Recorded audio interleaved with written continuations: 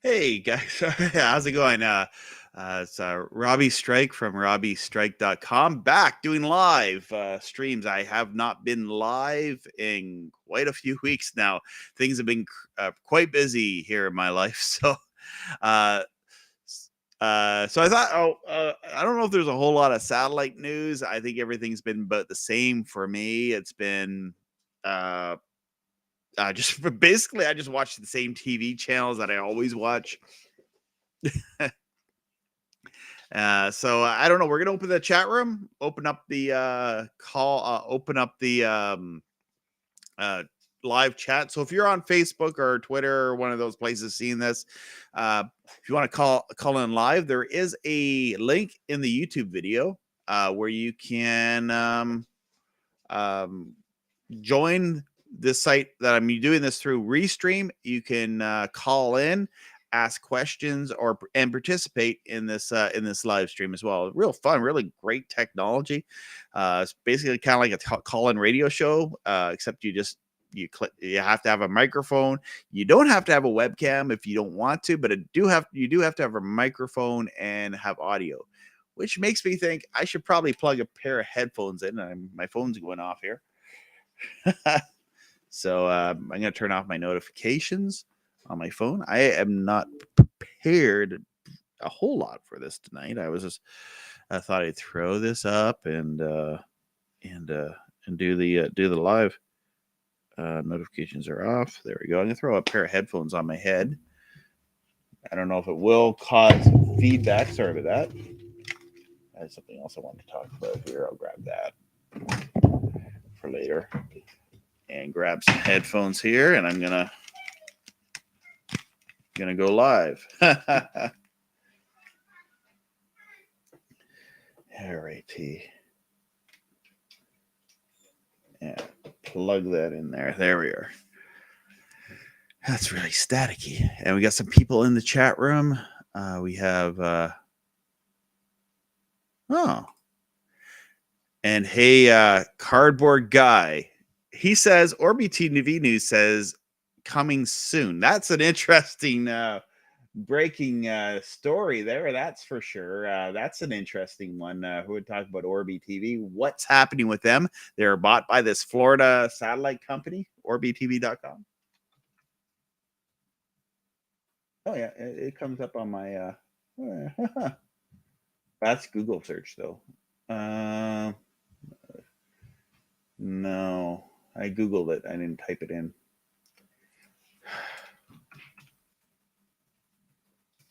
Typo. Yes. That is interesting. Here, I'll share my screen, guys.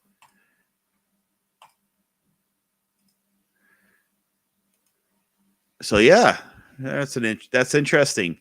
Cardboard Guy. Orbee TV coming soon. Nothing on their website, but website coming soon. Interesting news.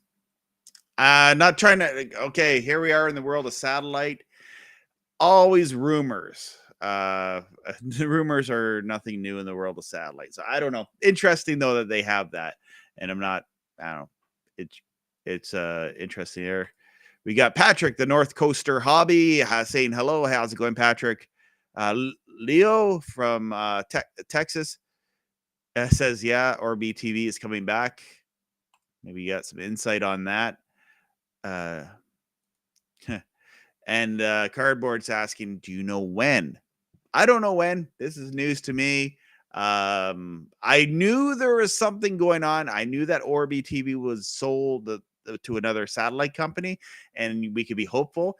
And hey, if you're watching me, Robbie Strike, first off, give me a channel to be on your service, and make it free to air. Make it free satellite TV, free unencrypted, and we'll promote Orbee TV. We'll put it. I'll advertise it to the satellite community. So yeah. So here's how you do it. You want to make Orbee TV a success? Give 20 killer app channels. That's what I would do if I had billions of dollars and was going to start a satellite company. I give some freebies that gets people aiming satellite dishes at your satellite, and Just use that to lure people in. Have your subscription tier, right? Like, I'm surprised here in Canada, Bell or Shaw Direct would do this. They won't do that. Have a free tier that anyone can get and then advertise for your service so that other people can come in. That's what I would do. Now, obviously, I wouldn't have all the premium cable channels, but I would have, like, say, at least 20 channels, like over-the-air type channels, like a Me TV type channel, an Antenna TV channel, free in the clear on KU band. Advertise the heck out of your service, and use that to lure people in. That would be the smart. Please listen to me. I know no one listens to me, but that's what I would do.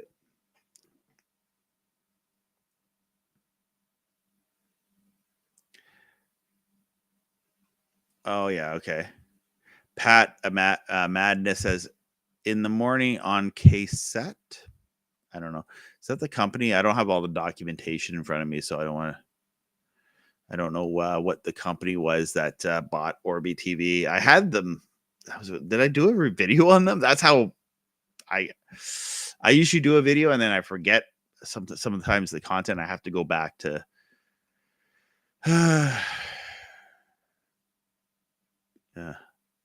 Oh, I have a question here.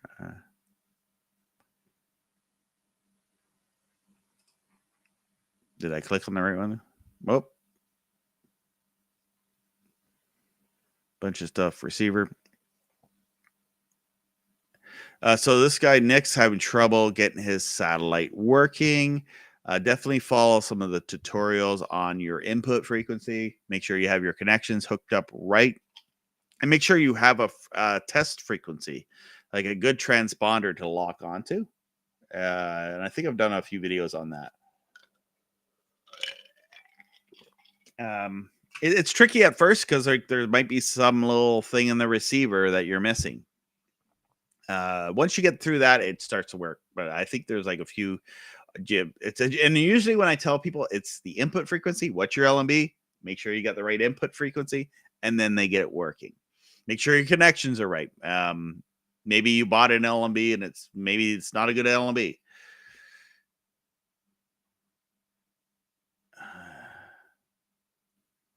Some people are saying KiwiSat, which I did a video on KiwiSat. I didn't know if KiwiSat, see, they're in the same city as KiwiSat, the company that bought them, but I'm not sure who bought Orbee TV. KiwiSat has a bunch of channels on, what was that, on 50 on KU band on 50 something west, and it's spot beamed for the lower states. If you go on there, I did do a video on KiwiSat. I'm not sure if they're the ones that bought Orbee TV though. I'm gonna bring Kevin and Vaughn. Vaughn. Oh, sorry, I mispronounced it. I'm sorry about that. Well, hello there, Robbie, and hello there, guys. Yeah. Hey, how's it going? From California, how's it going? Or not California? You're in Oregon, right? Originally California. Now I'm moving over to Nevada. Oh, really? Yeah. Cool.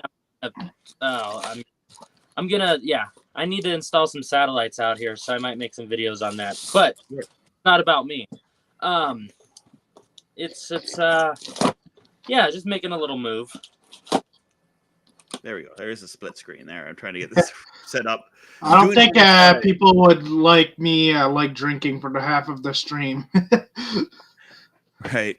Yeah. So you're in Nevada now? Correct. Yeah, I'm in Nevada right now. Oh, right on. That's if I ever move south, I've thought of either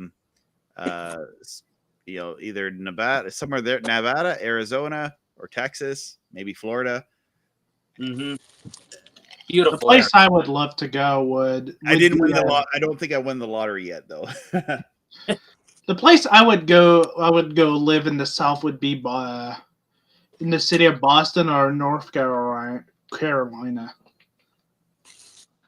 But like Robbie said, the same reason as Robbie, if I win the lottery, maybe I would do that. Bigger dish. Someone's asking questions about getting. Oh, you got a CKU band LMB? I guess that's what this is. Yeah. Yeah.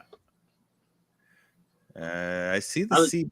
Oh yeah, so the KU band I believe is at the back part of the LMB, and your C band part is the middle, like where you connect the coaxial to the middle part.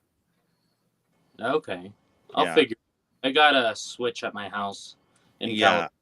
And use dissect switch. Use a dissect switch to change between from port 1, make it your C band, and port 2, make it your KU band. I did a 22K switch, and boy, did I have a lot of problems, and it never worked properly that way. It actually worked, but it didn't work as well as it should. So use a dissect switch, not a 22K switch, and you should be fine. Okay. And just run it. So you have to run a cable, like, hook it up to the switch. It's usually a dissect switch is going to have 4 ports. I think you can find some that have 2, but most of them will have 4 ports. And just connect port 1 and 2, 1 C band, or it doesn't really matter, but I'd say 1 C band, 2 on KU band, and you should be able to get your C and KU band stuff. How big a dish were you going to put that on? Or are you still going to get one? I got one. I disassembled it last month, and I think it's 10 foot. 10 foot's the way to go. Yeah, 10 foot would be the way to go. You're a little further south where you're going to be, so that will be a bonus for you, because but a 10 foot, you should have no problems. Are you going to be close to a city? Yeah. Well, the city only has 700 people in it, so it's pretty small. That's a town. That's actually a small town. That's a village, from what I don't know. Like, I used to call like under 1,000 was a village, and like a few hundred's a hamlet. I don't know if you guys call that down in the States, but here in Canada, I think we refer to it as that. A hamlet is like even smaller than a village is a hamlet, which is like a really like a few houses in a corner store. And then there's some places that have, I consider myself a townie. I'm like this kind of between a country guy and but not a city guy. Like, I'm kind of, because I grew up in a small town. Mm-hmm. But anyway, my worry would be 5G, because would you have to get a 5G LMB? But the thing is, even with an old LMB, if you have a 10-foot dish, you're going to get the strong transponders. You're going to have some fringe transponders that may cause you some interference. Okay. From what I can see. Yeah, they haven't rolled 5G out in this area yet. Okay, yeah. And the thing is, all the cell phone companies say they're rolling out, like even here in Canada, they say they're rolling out 5G, but it's not using the C-band frequencies that they say that would be used for 5G. I don't understand all that. There's a whole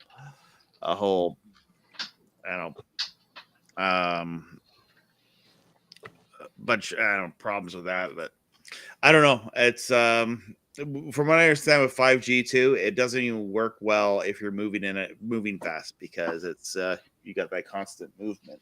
So yeah. So what else do we got here? If I missed something here in the chat room, just remember. Oh, there's a scalar ring. You'll need that for you'll need that for the dish. Hopefully, well, if you're using a 10-footer, it could already be on the 10-footer. But what you're gonna end up doing with a 10-footer is you may as well, if you can, put a new scalar on. It probably already has a scalar ring in it. Yeah, it did, but it was super.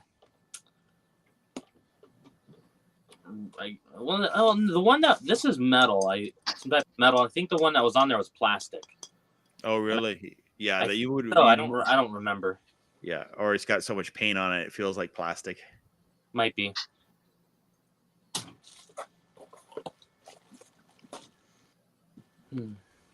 And well, so yeah, that's what. Yeah, so get that. Have a good receiver. I don't know if that person's came back with more in the chat room. They were saying they're trying to set up a free satellite TV receiver, but it wasn't working for them. I'm just trying to see if there is. Is that the cardboard guy? Could be, yeah. Yeah, I've been trying to get my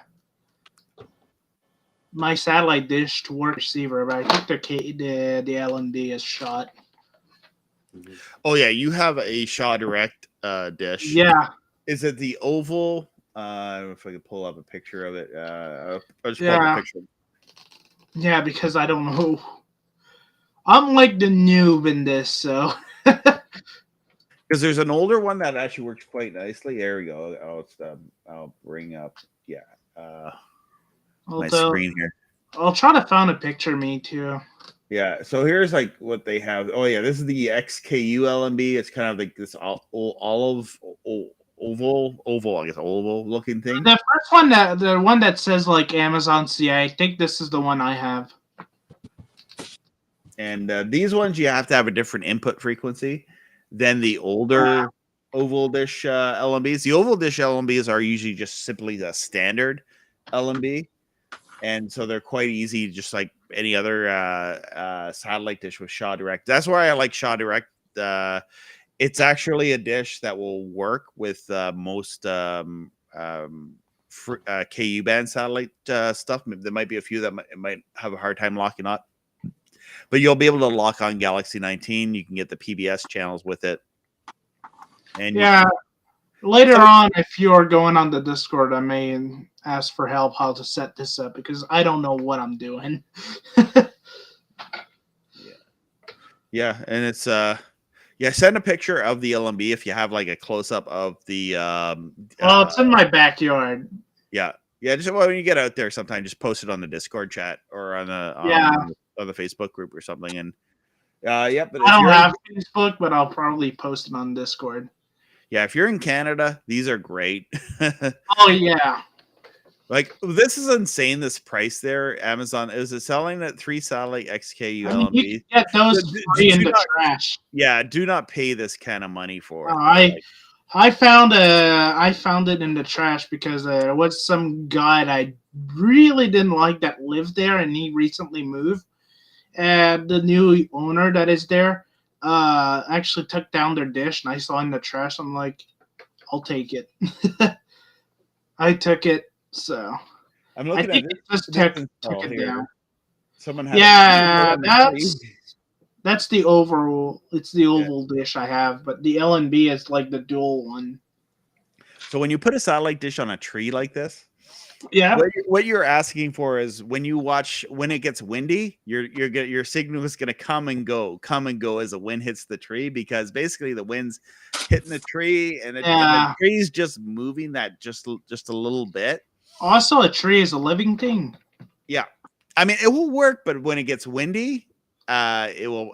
And you'll and wood cures, so you'll probably end up having to readjust your dish from time to time. But when I was at my when we still had our cottage, we had a Shaw Direct dish there, and I did put it on a tree because I was only like in the woods. It's the only place you have line of sight where you can do it. So sometimes that's the only place where you can put it, but you're gonna be asking for that type problems.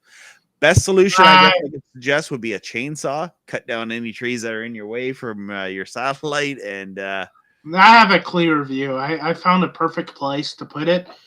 I just have to because I aim because the dish was like aiming downwards, and I put it up a little bit towards the sky. I probably have to fix the frequency, but I figure I like noticed that and I'm like, oh, that probably is the problem. It isn't.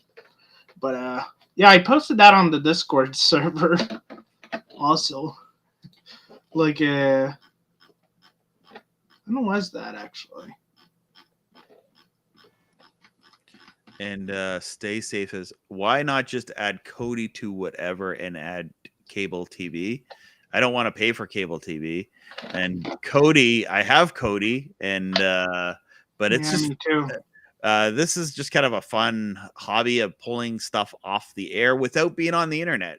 And I guess it's like, we have an internet of things, and sometimes it's just fun. And we were talking about this a little bit earlier, is like with video games, right? Like having a PlayStation 2.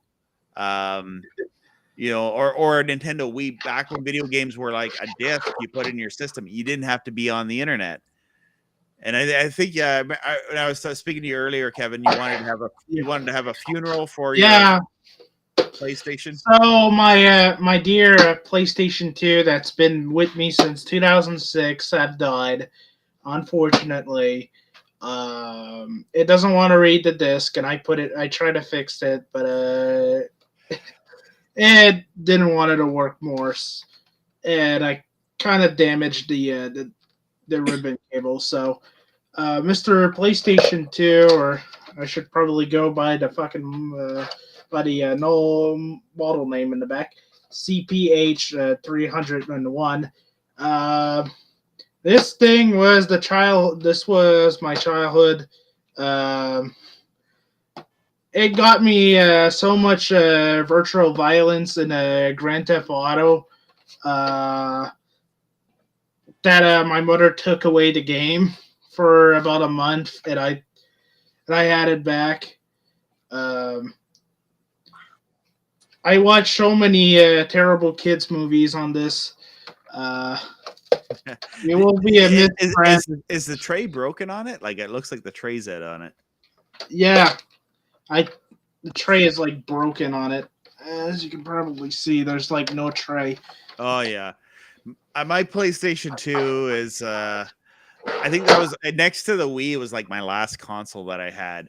So that was the question. Is like, why not just have Cody and stream all the time? It's like, you can do that. It's just, it's fun to be off grid and off internet and playing. Like, we do this on the internet. This Robbie, this channel. can I give my opinion on that? Yeah, go ahead. I think streaming is good. It's a unique concept, but it's like kind of like a game console. Like, a lot of people like emulators, but there's also people that likes to have the physical hardware. For me, like watching TV, I like to have something else like on the internet, because I mean, streaming is good, but there's like people that doesn't have like great internet, and there's also people like my uncle. I'm setting him up a antenna, because my uncle is kind of old school. Like, he doesn't have a computer. He thinks, for some reason, those are useless. He doesn't even have internet for some reason. He doesn't even have a smartphone. He doesn't even have a phone. Yeah.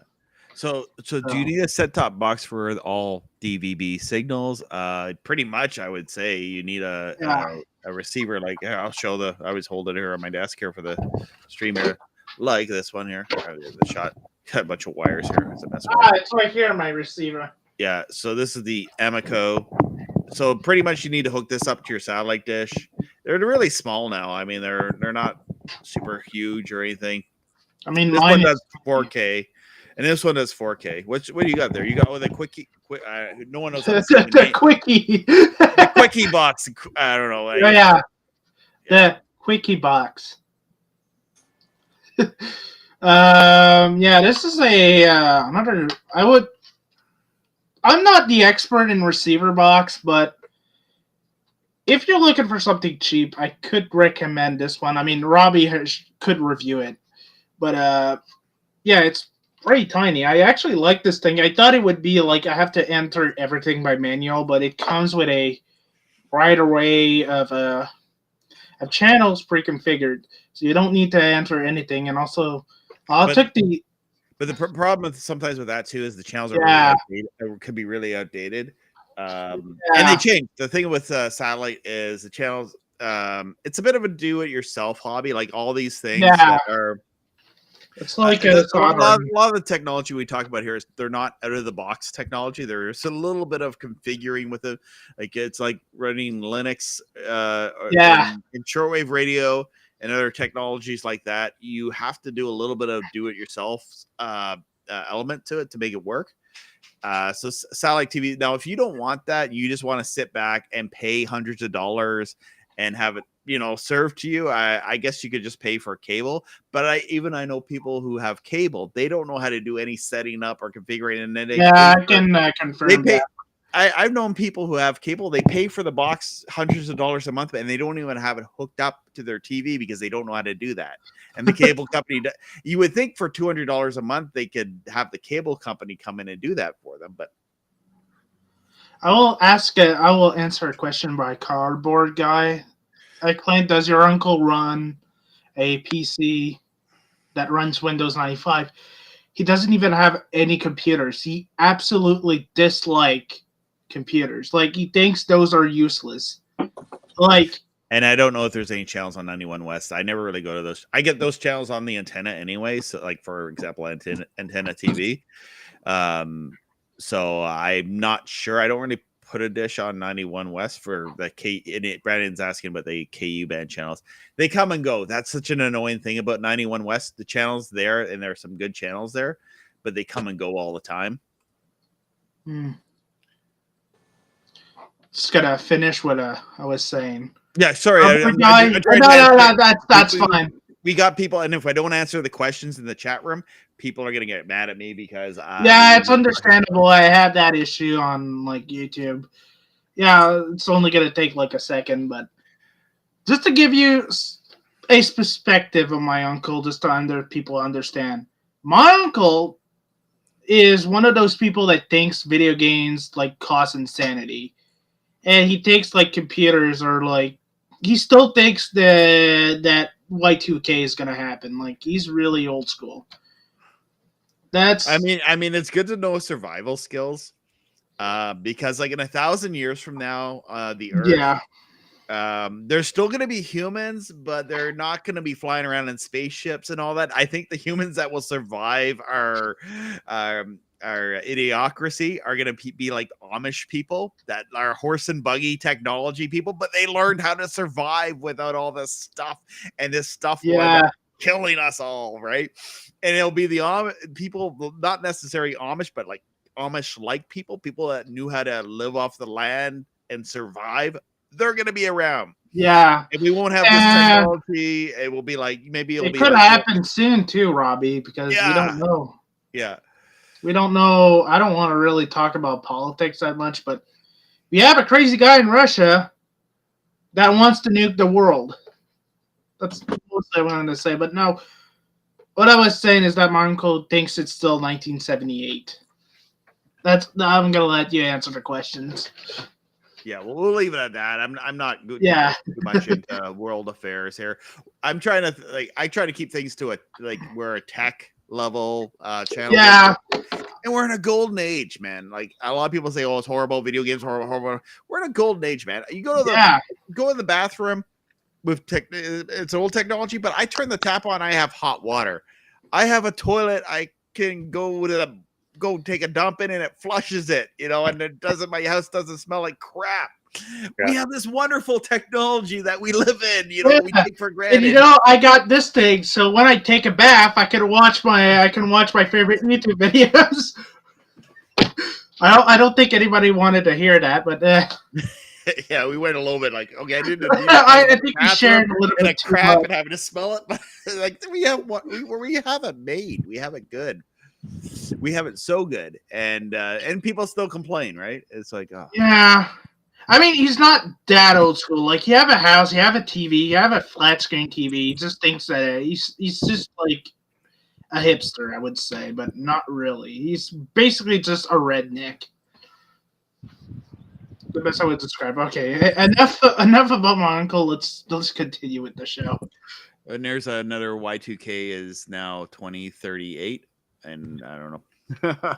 Who knows? I mean. Oh, you know what, Patrick? That's an interesting one there. I can barely lock reels, and maybe someone else with a CBand dish out there can answer this. I can lock the NASA channels and whatever else is up there, and they removed a few channels. And but yeah, I'm not sure because there used to be reels on there.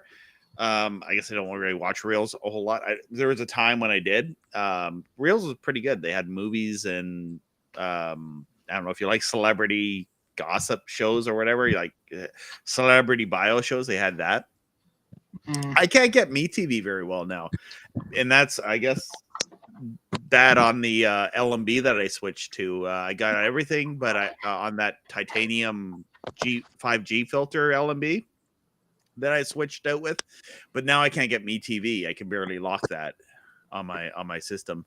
I'm not even sure if I could get the NASA channels on my satellite dish. I think I might have picked it up on my 4-footer at one point. But I would love to get the NASA channels because I'm huge into space and sci-fi. 100 years. Brandon says 1,000 years will Yeah. now I'll be dead. Okay, but I'm gonna live forever.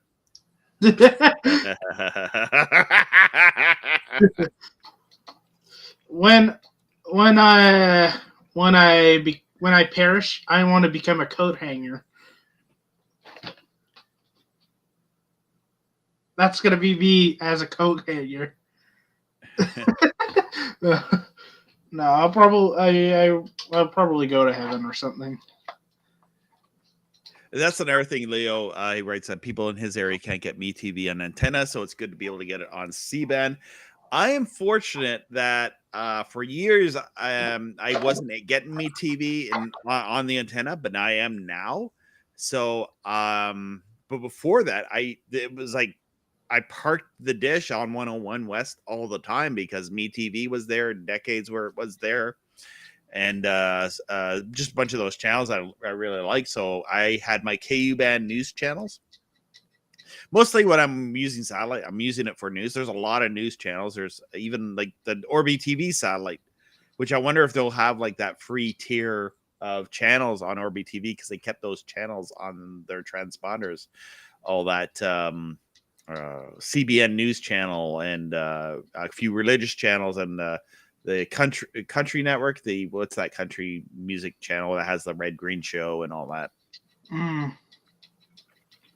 I'm gonna answer a question that Paul is, well, not a question, but he's saying to me like you can get those on YouTube, the NASA channels, which I didn't know. I didn't know you could get those on YouTube.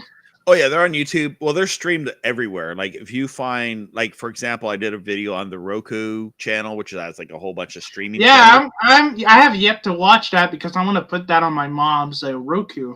Oh yes, well it's automatically on a Roku. It's the Roku channel is usually its default comes installed with a Roku, and even in Canada, there's like 115 channels that are free. Hey Robbie, I have to ask you something. Does on your Roku you have Retro Crush? I don't know. There's a retro. Since I'm an anime fan, and for those people who doesn't know what Retro Crush is, it's like someone in the chat could answer that. Yeah, I know what it is. It's a anime channel. Like they play like new anime, old anime. It's basically, if anybody watch Adult Swim, like Toonami, it's basically that. Yeah. And yes, thank you, Leo, for Heartland. It's the country music channel with red green on it. And there's a red green channel and there's a red green on the Roku channel. Like it's a red green 24/7 channel on Roku. That's kind of what the Roku, like the 115 channels are at times. It's the same channel over and over and over again. But it's kind of it's not that bad actually. And the music videos, the Loop TV music videos, if you like 80s music videos or whatever genre videos. I do. Yeah. It's kind of fun to put it on. And what I like about that with music videos is sometimes you can discover artists that you may not have discovered before, or you will see what they look like on like for a song that you hear on the radio all the time, but you actually see the video to that song that maybe you never, and then you see the video and it's like, wow, that was really cheesy, but it was awesome. I think when I was a kid, like I watched a lot of Michael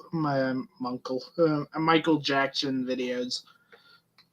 Like when I was a kid, I was like a big fan of Michael Jackson. Yeah, but yeah, check out my video on the Roku channel. I've been doing a lot of like edited videos recently, and maybe not focusing on as much as on live streams. But yeah, I actually published a list of the channels that I was able to see on there in the description of that video. So if check that out just for the description of the video, because like it has a whole list of all the channels that were available on that, and they have like every genre. They have movies on there. And now with a Roku, you can download all sorts of different add-ons, and I'll probably do some more reviews on that for free streaming content. And it's kind of nice because it has like a TV guide.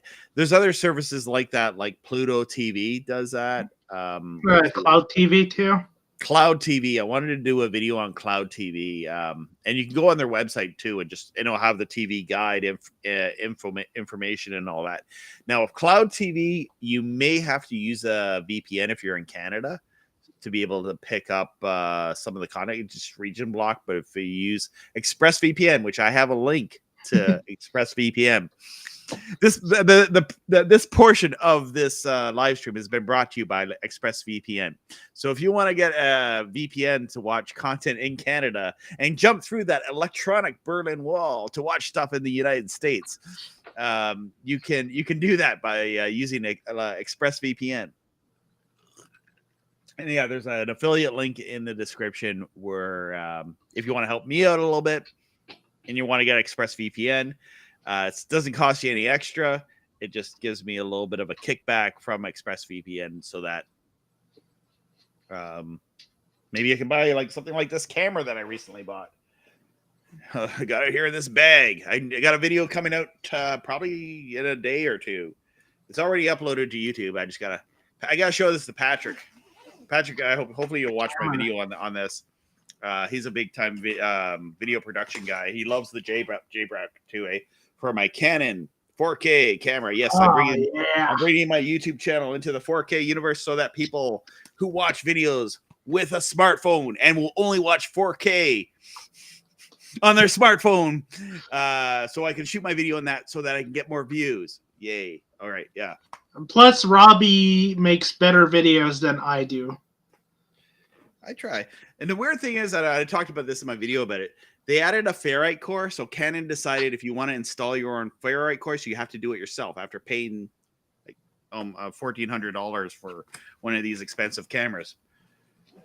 So anyway, yeah. So doing stuff like that and the eBay affiliates and just my YouTube monies. Yeah. So yeah, I got this 4K camera. I'm not streaming with it now. This is just my camera to do videos with. Pop the screen up. It's kind of like I'm more of a photographer, so yeah, this is more a video camera. It has a video camera feel. You'll see my pan tilt zoom camera that I'm using to do my live stream with. There's my setup there. I wish I could plug this thing in live. That would be cool. It doesn't have Wi-Fi. That's one thing I didn't say in my video. It doesn't have Wi-Fi. Some people want that for like streaming purposes. This is mainly a camera for shooting. This is what I went like when I went around those malls and stuff like that. I just wanted to see how just do a video to practice with this and shoot some 4K video and upload it to YouTube. 4K is freaking huge. I think it's like for 10 minutes of video on this thing, it uses like 13 gigabytes.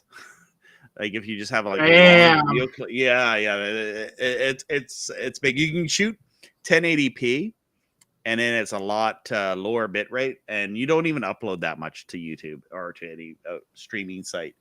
But if you want to have it mastered, like mainly for mastering your footage, it's kind of cool to have it that way. Just have your footage mastered that way. Another thing this camera does for me is it's as a home video camera. So stay tuned for that. I should have that up within a day or two on my YouTube channel and everywhere where I post stuff. Can I show my camera? Yeah, please do. Please, I'm gonna full screen you there so you can have a full. Yeah. So I'm not really into YouTube content. I'm more of a photographer, but this is my camera. My DSLR. It's a Canon Rebel 300D, I think. I don't know. I don't remember the model. The thing just remove here, but this Here's the thing, guys. If you want to go into photography, like professional photography, buy one of those used. Like you can get those for like $100. I got mine with the lens. I have actually 2 of these. I got 2 of these. There's a story behind this. This one I bought, but it didn't came with the lens, so I have to like jerry rig a lens here. This didn't work well. It works for like close up, and that's mostly what I use it for. So I bought this one for like $100. Came with the lens, the battery grip, and pretty much anything that you could want. It even came with a 4 gigabyte SD or no, those are compact flash. Anyway, this That old compact flash. yeah, that's a camera from 2003. Like, Oh, okay, yeah. but it takes amazing pictures. I guess I can show a few. Wait, I have you gonna to share your find- screen? Yeah, you have to share your screen. I'll have to bring it up. Yeah, Yeah, I have to for find these though. photography and for video. It's fun playing around with that. I mean, I've been a video enthusiast for years. I wanted to always have like a TV station. Ever since I saw Weird Al Yankovic make that movie UHF, I've always wanted to have a TV station. If anyone wants to send me money, or has an idea for a TV station, I mean, we could probably do that. It can be done. Like the broadcast industry doesn't. Like, you can pretty much run a TV station on the internet with a handful of PCs and some people to do the programming. I mean, you could do it. Speaking of this, on a low budget, but speaking of this, I am planning on a then you need like $5,000 a month to put it up on satellite. I am planning on doing a TV station, but for analog television. And yeah, it's mostly going to be content on YouTube, and I'll ask you later. But I am planning on putting your content on the channel, but I want to ask you first. If you want to redistribute my content for educational purposes, as long as you're not making money off it, I'm not making this for money. Yeah, it's just for I'm for fair use. I mean, I think this content, like I do this so that people can, to help educate people on the free satellite stuff. Oh yeah, we have sorry, I didn't see you in there, Patrick. We have Patrick joining us from. Hey, it's Patrick. Hey guys, how's it going? Good, you? Pretty good. I'm gonna say your town wrong again. Thunder Bay. Thunder Bay, yeah. Thunder Bay. There's North Bay and there's Thunder Bay. Yes, and I always say you're in North Bay. Yeah. I need to. You know what I need to do? I need to go to Thunder Bay and North Bay, and then I'll know. Like when you're there, you know the difference. Well, I've been to Sault Ste. Marie. I've been to Sudbury, mm-hmm. and I probably rolled through those towns. Well, you go to Sault Ste. Marie, then you got to drive 8 more hours west, and at the price of gas right now, you might want to hold off on it. Yeah, I ain't doing that now. Especially me. I'm like poor on gas. I don't even have gas in my car anymore. So I have to walk to get gas now. Cardboard guy says he'll supply the hard drives. I actually, you know what? I'm up. I got my new. I haven't put it in my computer yet, but I got this new 2 terabyte drive. It's in this bag here. I'm not gonna open the bag yet. I'm gonna wait till it's like, I don't know if you can see it. Yeah, you should, because it's in that bag for a reason. Yeah. I have a 1 terabyte in this computer here. I hate this version of Linux Mint. I'm gonna update to, hopefully they make a better version, and the newer version is better. So I'm gonna install Linux. Or try my Linux distro. Wink, Want me to wink. try? You know what? I can install that on here. Wait until I release the new version, because the one that is it based on Ubuntu? Yes, I'm working on a new version that fixes a lot of the issues. I'm changing the desktop environment to KDE. It's just that I'm trying to make the distro less than 5 gigs, but it's impossible. There's a huge issue that happened, and I don't want to get into this in here, because it's not the focus of Robbie's channel. I don't want to get into that today, but you know what though, I'd like to get the link to download your distro. And Yeah. For some of us, because a few other we do have on Discord, Discord server I've created. I know there's a ton of Linux I did. groups. It's kind of harder to find now because my SourceForge account got hacked and the website got taken down. I'm suspecting something. Yeah, so if I can get you to post it like on our Linux Discord server, and then I think we've had a few people who are interested in Linux stuff. If you want to post it in there, and I'll then we post could it right now. yeah, and then we'll have it there, and I'll have to download and try it out and see how Caden Live works in that. That's my killer app. Is if Caden Live works without crashing. Like in this version, it crashes, so I have a separate hard drive on my computer, and I boot off that with a really old version of Linux Mint, but it works. So yeah, don't download it right now. There's a reason why I put it into the latest version to unstable. I don't know if it's stable or not. There's a huge drama that happened. I don't want to get into it. I used to have like old laptops, and like I would just install Linux on those. Yeah. And I had a couple of laptop hard drives, and that's kind of what I would play around with, like a distro Linux. And then I got to the point, like if you're a Linux user for as long as I am, I guess you maybe get tired of trying out distros. Like I tried Fedora and Mandriva, these different distros. KDE, I used to use Kubuntu for a while. No, Kubuntu was really nice. Yeah, I used Ubuntu for years.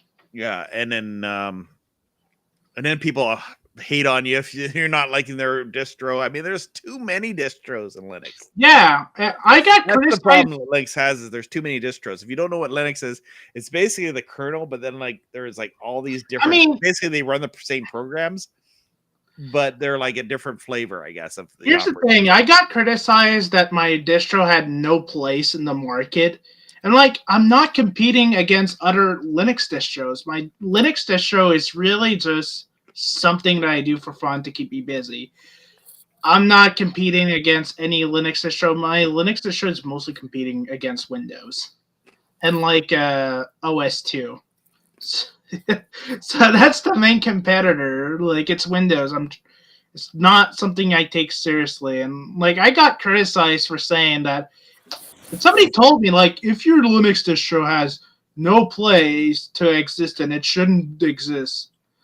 But yeah, that's a drama I don't want to get into right now.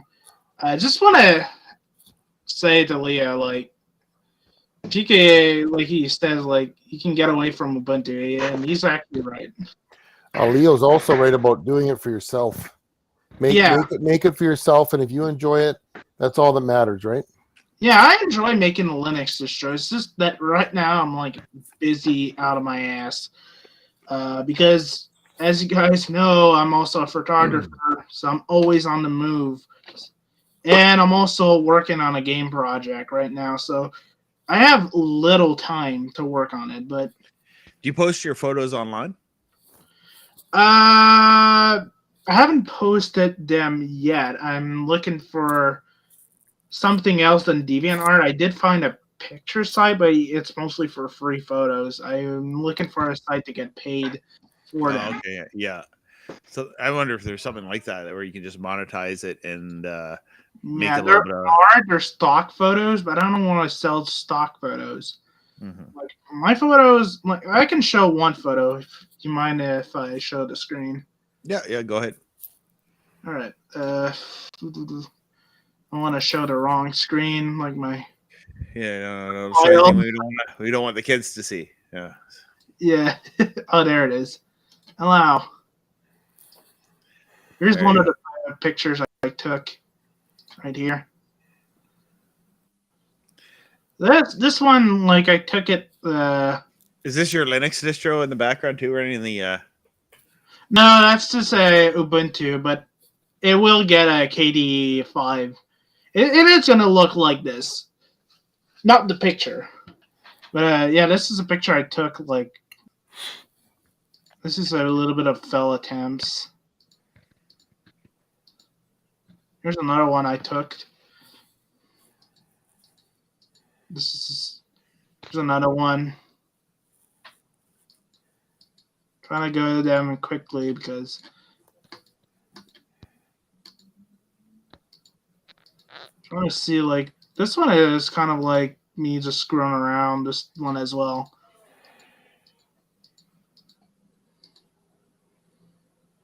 The roads are pretty bad there, eh? Yeah, this is like a park there is on the side of the 148. Not the 148 road in Quebec. There's like a little park on the side. Is this in Quebec? Yeah. Yeah. Pat, Obviously, obviously. Kevin's in Quebec. It's even worse than Kingston. Kingston's like Yeah, look, you can see it more clearly. Like, feel free to know where I was. We may talk about satellite stuff. That's one of the one I wanted to show. It's at the park where I was, and there was like this little cabin. I took a picture of it. Yeah, that's mostly it. I'm planning on. No, that's not what I wanted to do. I'm planning on taking more, but I haven't had a lot of sunlight. We haven't had a lot of sunlight since the storm, so it's kind of difficult to take pictures. And most of my pictures are like at the dawn or when it's like shiny. Oh yeah, you want to get pictures of the destruction from the storm you had there too. I was surprised that there were people with power. Like it went past me, and power. Yeah, and it didn't even affect me. We had no power outage. It was like a rainstorm, a little bit of hail. But it all went north of me. In my town, like we didn't get a lot of damage, but we got the wind pretty hard. We didn't have power for the entire night. I had to like use this. I have to tune into CFRA on this little two-way radio. One-way radio. One-way radio. CFRA. The CFRA, the Lowell Green Show. Yeah. They want to take from you. They're using the taxpayers' money. Our money. My money. That's something Lowell Green used to say all the time on the radio. Yeah. I'm glad I made it. If you live in the Ottawa area or near Ottawa, I guess Lowell Green was kind of like maybe like a Canadian Rush Limbaugh back in the 80s and 90s. Like everyone That's the guy that does Coast to Coast, right? No, Rush Limbaugh, he recently died. Okay. Yeah, he had cancer. But he was kind of like a talk show host. He was a little bit of an in-your-face talk show host, but he was entertaining at doing it, right? And I think he's still around. I think he's still on CFRA. But yeah, CFRA. I think you can listen to it online. You can listen to it online. But that's what I used to listen to a lot when I lived in Ottawa. Is I listened to CFRA news talk radio, call-in talk radio shows, and I love that format. Yeah. Oh, you know what? And I wanted to plug, since I'm talking about talk radio and shortwave radio. A friend of the show, I don't know if he's watching tonight, but Eric at Fairpoint Farms. If I can pull up his Midnight Cafe. Yeah, I heard about. I saw a few of his videos. They're pretty good. Eric at Fairpoint Farms. He's going on WBCQ, I believe, and he will be. So he'll be on the shortwave radio with his radio show. So good for him. I don't know when the date is for that. I'm gonna pull that up here. Just here we go. Look up his Facebook page here. He would have posted it there a few days ago. There he goes. I'm just gonna cut to the screen here. There we go. Yeah. So Eric at Fairpoint Farms will be starting on WBCQ, The Planet, on shortwave radio, starting June 4th at 6 p.m. Eastern on 7490 frequency. So if you've watched my channel and watched Eric's channel for he does a lot of CB radio stuff and shortwave radios and things like that. He does this show called The Midnight Cafe. I don't know if he's on the air now or not. He has a little. He does have a little micro AM or FM radio station from his place. So yeah, just doing WBCQ. I think I know another guy who's doing WBCQ, a radio show on WBCQ. Is he going to do that weekly? And from what I understand, yes, it's certain. Oh, that's good. Yeah, he'll be on Nice. Saturdays. And I know another guy who I connected with online, and he has an early morning news show, because I guess with WBCQ or on shortwave radio, it's kind of an access format. Like, you got the money, you can pay them and be on the radio. And I'm surprised there's not channels like that on satellite. There used to be more of them. Almost like a cable access kind of thing. Imagine the eggplant show on satellite. There used to be, I think there was more maybe 20 years before internet, before streaming online just made things a lot cheaper. People would put conferences and stuff like that on satellite, and there was channels that would be on all the time, and like a conference channel, and they would air feeds like that. It used to be So basically, like, if I want to make a show on satellite, I just pay them an amount of money and they would show. I'm surprised there's not a business doing that. So, like, say for an HD channel, it's $20,000 a month. For me, I'm gonna cancel my feed because I'm not getting enough money. So I'm gonna certain individual on free to air. It's cost us $20,000 a month. We're gonna be cutting the feed because but then all of a sudden he gets Are you talking about the seed guy? You can like sublet if you paid for an HD channel, you just sublet the airtime. You pay for the airtime. Yeah. So anyway, with Alex Jones, he was saying that someone was saying on one of the forums that he was saying because of his financial problems he was gonna take down the satellite feed and go to streaming. But I think after his money bomb, he's got money now, so I'm not sure. He says things, but like every show I noticed with his show, it starts off the end of the world is right here. The end of the world is coming. He's like, okay, we can stop the new world order like an hour later. Like that's. It's like saying, oh, my computer is gonna break. Oh, I can just. Yeah. Anyway, yeah. But I'm surprised that there's not a channel out there that does rent the space for satellite and then just charge someone. So it's like 20,000, like, and just have like a fee for have a show on once a week for like $500, $600 a show or something like that. Like you would think that. I think that may have happened at one time on satellite, but we really don't see anything like that now. But I guess it's all a matter of getting clients. Access America was a radio service that did that, and he used to have a talk show about free satellite TV on satellite. But then when streaming started to happen, I think he lost all of his customers due to streaming, because for radio, it's real easy to record an audio file. It doesn't have to be MP3, but like an audio file and put it online, and it doesn't really cost that much money. Where there still are paying radio stations that pay to be on satellite, like on Galaxy 19. I think they pay like $1,000 a month to have a radio channel on satellite, which is not that bad. Like for having like an audio channel 24/7,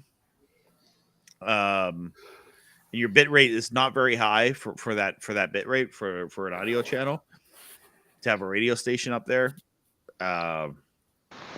But Robbie, is it it's useful for those that broadcast inside the network from a radio to another radio, but it's not used for anything else. In fact, it's not for intended for people. It's intended for another radio to rebroadcast your what you're doing. The main intention of that, for especially with the radio, a lot of the radio satellite radio stuff, like that's on, like, for example, Galaxy 19, is they're sending their feed from their location and sending it to either a repeat radio station or several radio stations that would have the satellite there to intercept it and then broadcast it.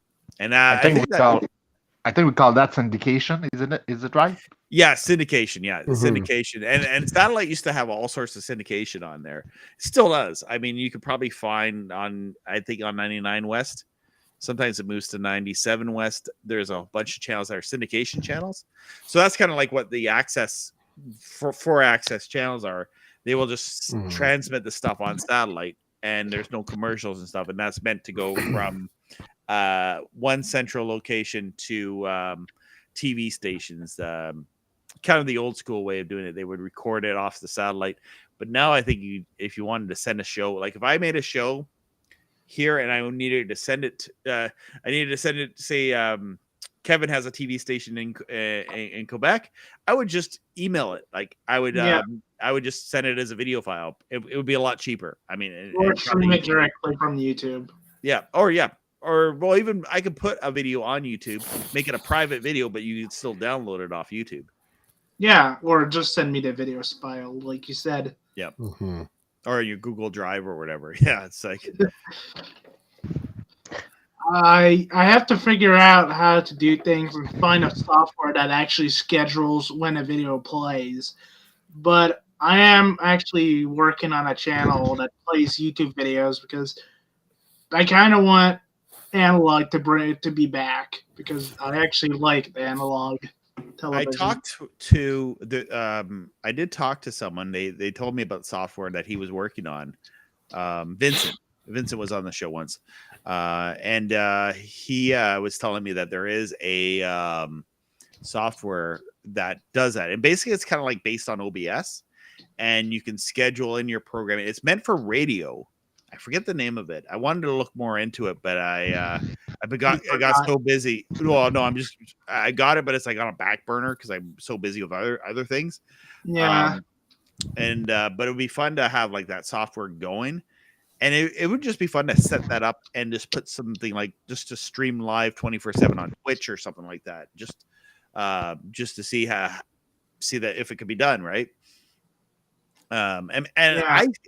If I wasn't so busy, I would definitely see myself doing that in the future. Is just setting up a 24/7 broadcast that might loop the same programs at different times, but it would basically be like a 6-hour loop of programming, or maybe even more programming. Right?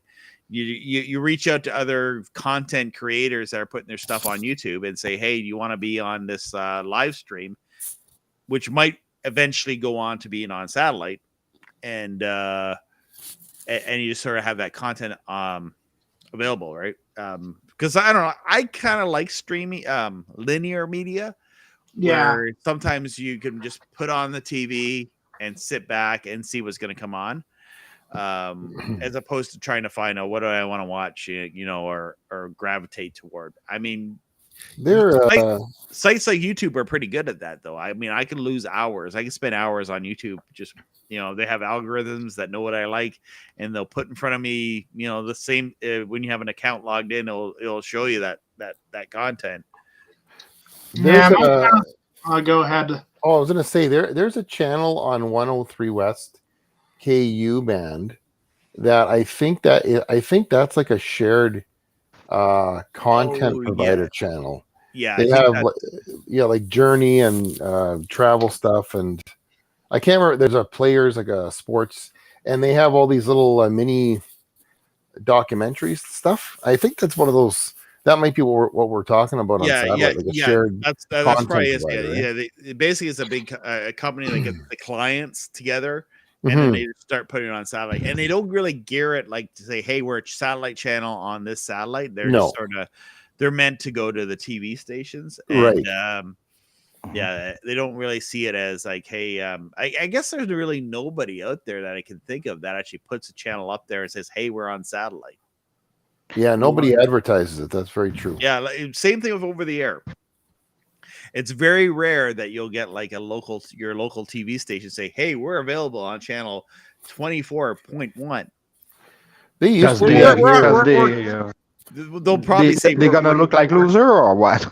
in Thunder Bay, they used to do that all the time. They used to advertise CKPR channel 2 cable 6 or whatever, channel 2 cable 5 or whatever it is. And they would tell you the off-air station and the cable channel. This is back in the analog days in the 80s. But it's rare now that people don't even know about it, eh?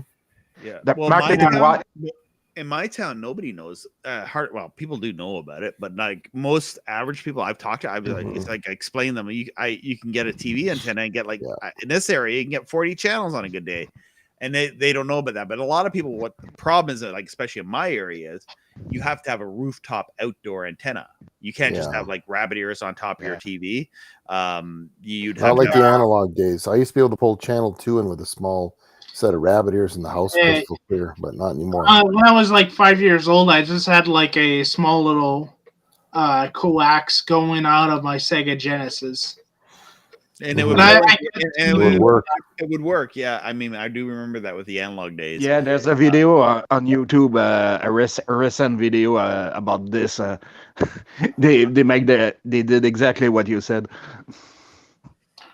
That's why I want to start like an analog television. I love analog. I kind of miss analog because you can just have like just a random thing in your house, and you would get channels for free. Yeah, Paul says OTA TV don't do station IDs anymore, and I think they do actually. They may do that, but I don't even know if it's necessary now because it's digital. So I think they might have to actually. I think they're mandated to do that like every hour or something. Maybe, yeah. I think that's what they used to do, and I don't know if we see that anymore with station IDs, or at least they put a graphic on the bottom of the screen saying, "Hey, this is the call letters." But even like a lot of the channels here in Canada, it's usually CTV. They don't go by their call sign; like they go by the network that they are. In the States, they'll do it. I think though the States, I think they might be mandated to do that in the States still. But here, everything's just CTV or global. There's no like uniqueness to the channel. About that, guys, did you say that the channel on CBand are no longer having their call sign on the actual transponder? We only see stuff like the generic technical name, but no call sign anymore, or way less call sign. I've been seeing that for years. Like sometimes there is channels, especially up on C-band, where, for example, Decades and Heroes and Icons will scan. Sometimes they'll scan in as just CH1. Like that's what comes up for any kind of station ID. I think sometimes though I've seen Decades, it comes in as Decades, and other times Heroes and Icons comes in, and then Movies. I think it's Movies a lot of the time comes in as like CH1. And then I'll scan in 101 West, and like at times there'll be like 5 different CH1s that scan in, and it doesn't have the channel ID stuff. Because when I'm scanning with my DBS card, I will show you later on. We can see the name of the channel anymore for most of what I'm pulling out from a transponder. So. Not your case. It's not what you have. You don't have that problem. The antenna and just try to pick up channels TV, and I don't pay attention to the ID station. Going back to analog, it's kind of misleading, Yeah, it's hard to know what you pull out when there's no name on your transponder. Imagine like I make my analog TV. Well, it is gonna happen. I just have to find the right equipment for that. Just imagine just have a random TV station, an analog TV station that is just playing like YouTube content, and the government is wondering what the hell is that. The name always come out that way. I wonder, like a lot of people, from what I've understood from people, they're just nameless. Okay, yeah, nameless TV. Yeah, with it's always nameless TV. Any kind of pirate radio station. I've heard of a person who wrote a book about being a pirate, and that he went. They went for a long time before they got busted by this FCC. This is in the States, and he said the reason why they got busted is it was one of these Barney Fife amateur radio operators who goes around thinking we're the only ones who should have an entitlement to these airwaves, called the FCC and ratted them out. So I think they were going on for years outside of, it was in New York State. I know that much. I think it was one of the guys that founded WBCQ or something like that. I'm not sure. I heard this interview of this guy that was doing pirate radio, and so yeah. I won't make friends here, but I'm radio operator tend to be useful alias for the FCC and the CRT because they want to be as picky as the actual telecommunication stooge. They are agent for the FTC, the FCC. They want to show that they are able to respect the airways, you know. So every time someone is doing something illegal, they will be quite keen on spinning the bean on those guys, you know. Luckily, like in Canada, our authorities isn't that rough. Like there's like tons of people in my town that drive without license, and the cops doesn't do jack shit about it. In Quebec, I'm not sure about that. Oh yeah, one of my friends. Yeah, maybe one of my friends went without his license for 1 year, and he tried to. The one time he tried to get to me, maybe it's just he got pulled by the cops. So maybe it's just like my my local cops just being generous, because like you couldn't go riding around with a bike not licensed. They won't do anything. I with my little unlicensed moped that I built. They didn't do jack shit. They just tell me like, just do your stop. That's it. Yeah. There's laws on the books that are, I don't know. They put them on the books, but they're not enforced. So, like for example, in my town, there's a bylaw, two bylaws that I go in, and they're bylaws. They're not provincial laws, or they're bylaws. One of them is when you're in a driveway, you're supposed to be able to drive out of your driveway. You're not supposed to back out of your driveway. And nobody follows this bylaw because everyone backs out of their driveway. I'm one of the few people I know. There's people that do this where when they pull in their driveway, they back their vehicle in, and then when they drive out, and this comes from like being a bus driver and all that. You want to be able to drive out, because when you're going out, you want to see everything. But it's a bylaw to actually do that, but no one follows it.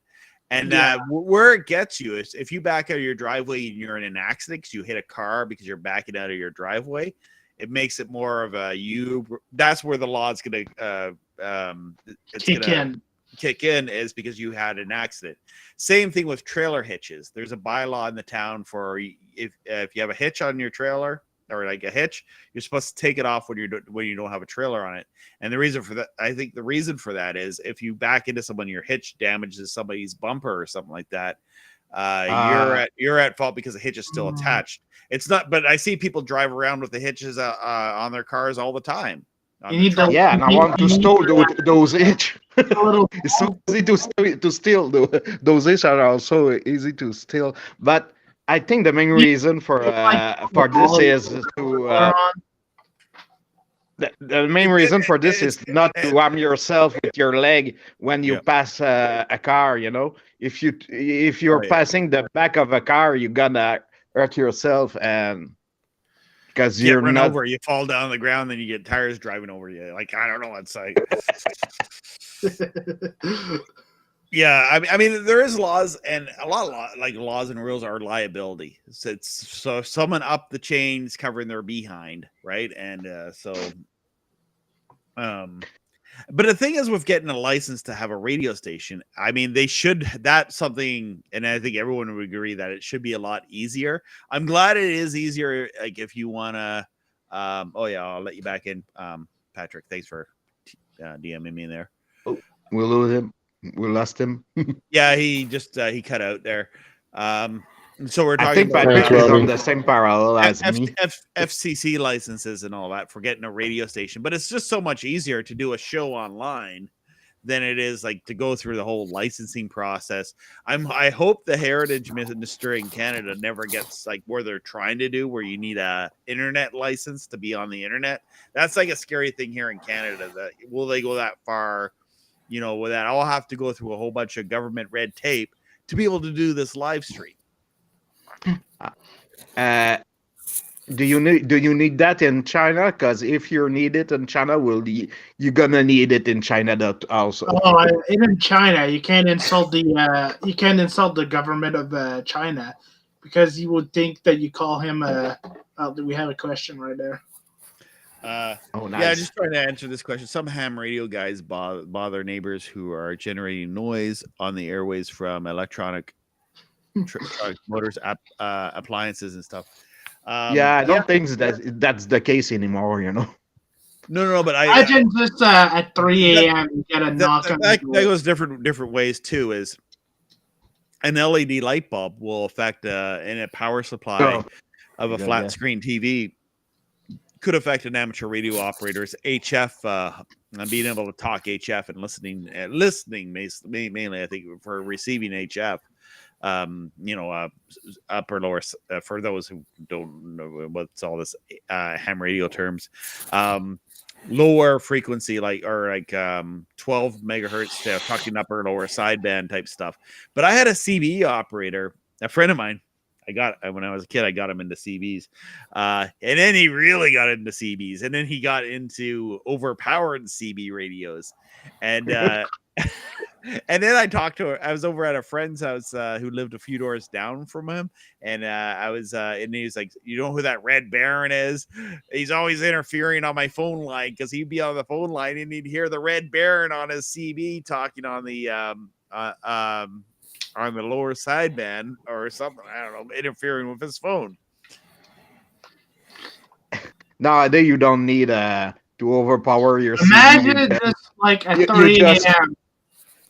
Yeah, your lights on. you just need an amateur radio, AM radio and the right frequency, and you will be able to put at least 100 watt on those CB channel.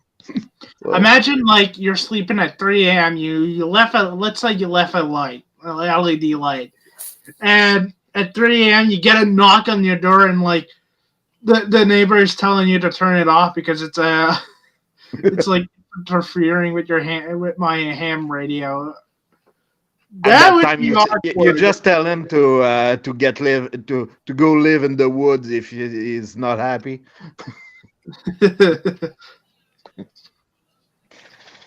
No. By the way, those LEDs and their other electronic stuff. If you put your oscilloscope directly on the main on the electric outlet, you will see the amount of garbage you have on the current itself and you will be you understand there. Today's it's quite impossible to have a clean EC, to have electricity as clean as we did have 20 years ago, because all our electronics, the LEDs and everything is making noise on the line. So I'm playing around with these ferrite cores, Patrick. It came with my camera, and then I decided, I'll look into that because like my church's sound system. So the soundboard goes from the soundboard to the computer, and sometimes we get this loud hiss. So I bought more. I got to throw some in my pocket before I go to a church. Yeah, put yourself in full screen so I can see. Oh yeah, okay, yeah. I don't know if I have. I still hear you guys. You hear me still? I hear you. Yeah. Okay. Okay, great. I don't know where I had a Ziploc bag full of ferrite cores. So I bought like some little cheap ferrite cores. I just put this on this wire here, like my microphone wire. It doesn't even matter. I don't get it. This is a USB microphone, so I'm not having any issues. But on my different things like for sound, especially I wanted to like I have a soundboard at my church where we're sending the sound off the board into the input of the computer, and we're getting like sometimes we're getting a loud hiss because we're trying to stream our church service. So we have a video camera on one end and we have the audio on the other, and now we're getting like this hiss sound. Like if it gets quiet, we hear a zzz, and that's like the power supply from the soundboard, I guess. Because like if sometimes the wire is the wrong way near the soundboard, Yeah. we get Do this you hiss. use a XLR cable or not on this? Well, to the computer, there's no place to plug an XLR cable. The board has all XLR cables, but the output is like a here we go, one of these. You know, like this. You know, your standard. No, your 3.5. Oh yeah. Check. I will say the only place it's useful is for your computer. Yeah, it's mainly the soundboard going through a wire, the output of the soundboard, and then we're getting the interference through a line like this, a bunch of cable like this that's going to the computer. You can you get a cable that has like better shielding or something? We actually bought like a cable that actually is a lot thicker, and like it was like not this kind. Yeah, I think that you gotta understand that that every switching power supply can make you this problem, you know. So I will tell you that it's probably the switching power supply of your own computer that is the problem. Anyway, tomorrow I'll put a ferrite core around the. I don't think it will help. It may not help at all, but I thought I'd give it a try. I mean, the best thing I for bought that. I bought a bag of ferrite cores, and they're like a couple bucks for like 10 of them. Yeah.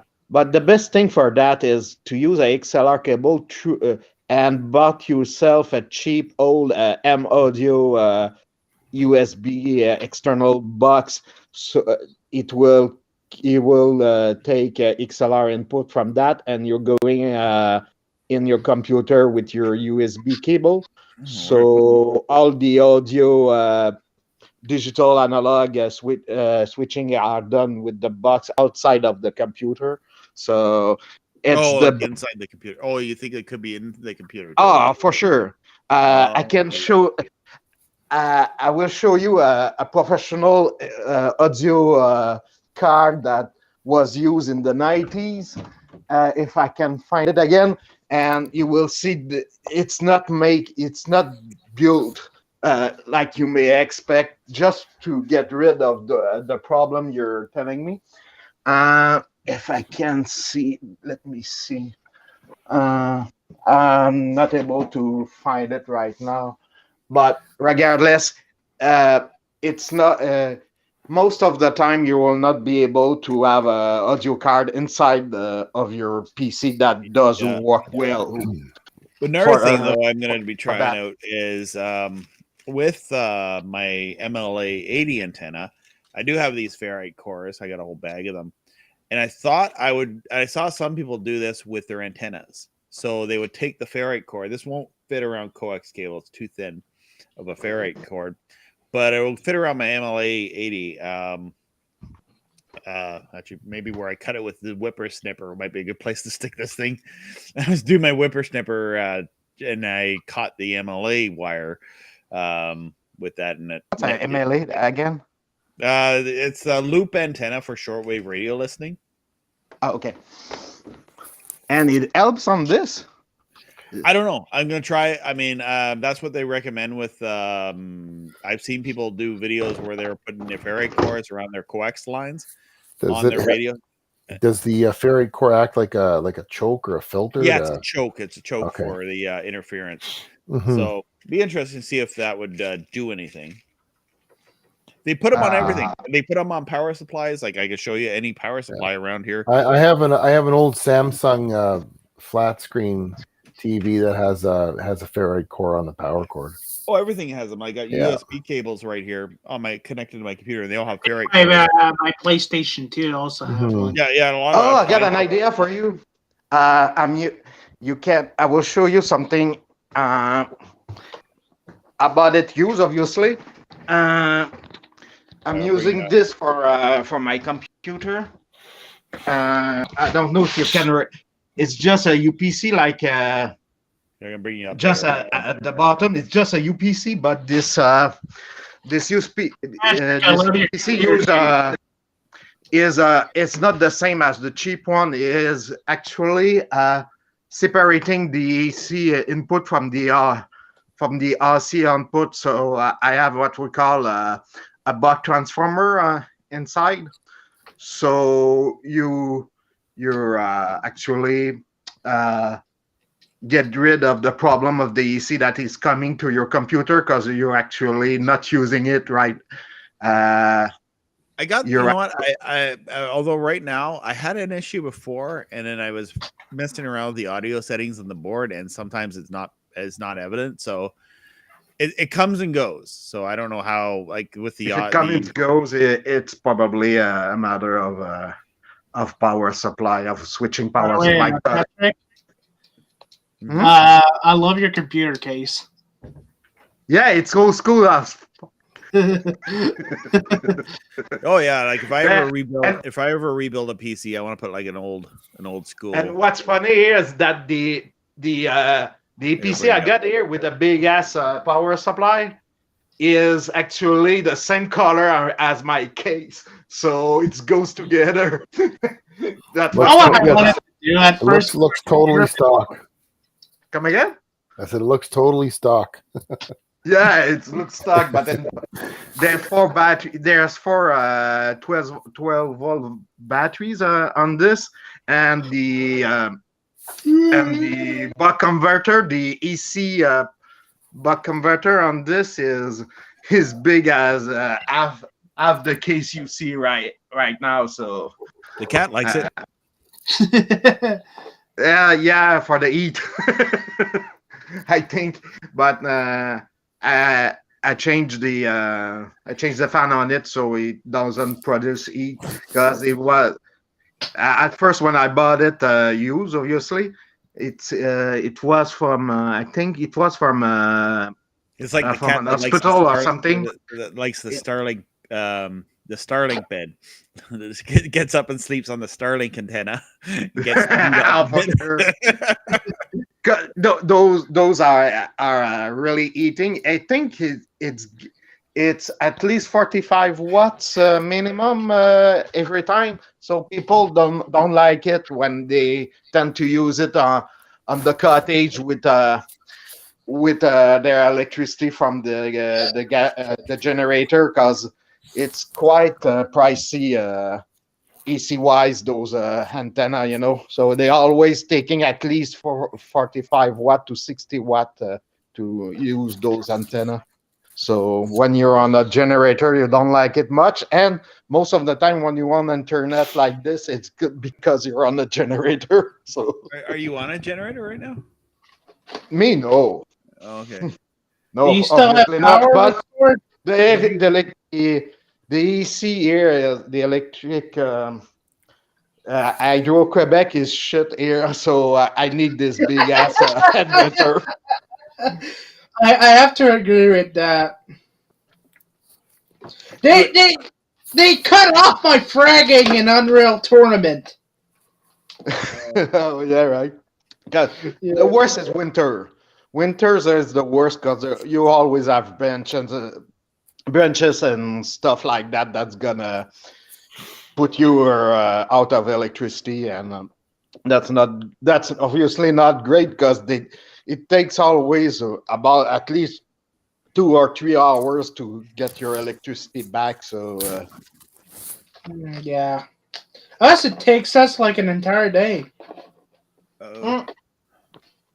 Most of the time that's not the case, but I see what you mean. It could happen, but last time we went out of electricity, we went out of the cellular tower also because a truck just rammed into the cable. The cable was bending, so he ran on the cable, and and we lose internet, we lose electricity, we lose everything. Yeah, this week I lost everything too. like I cell think phone. it has another meaning when we say we lose everything.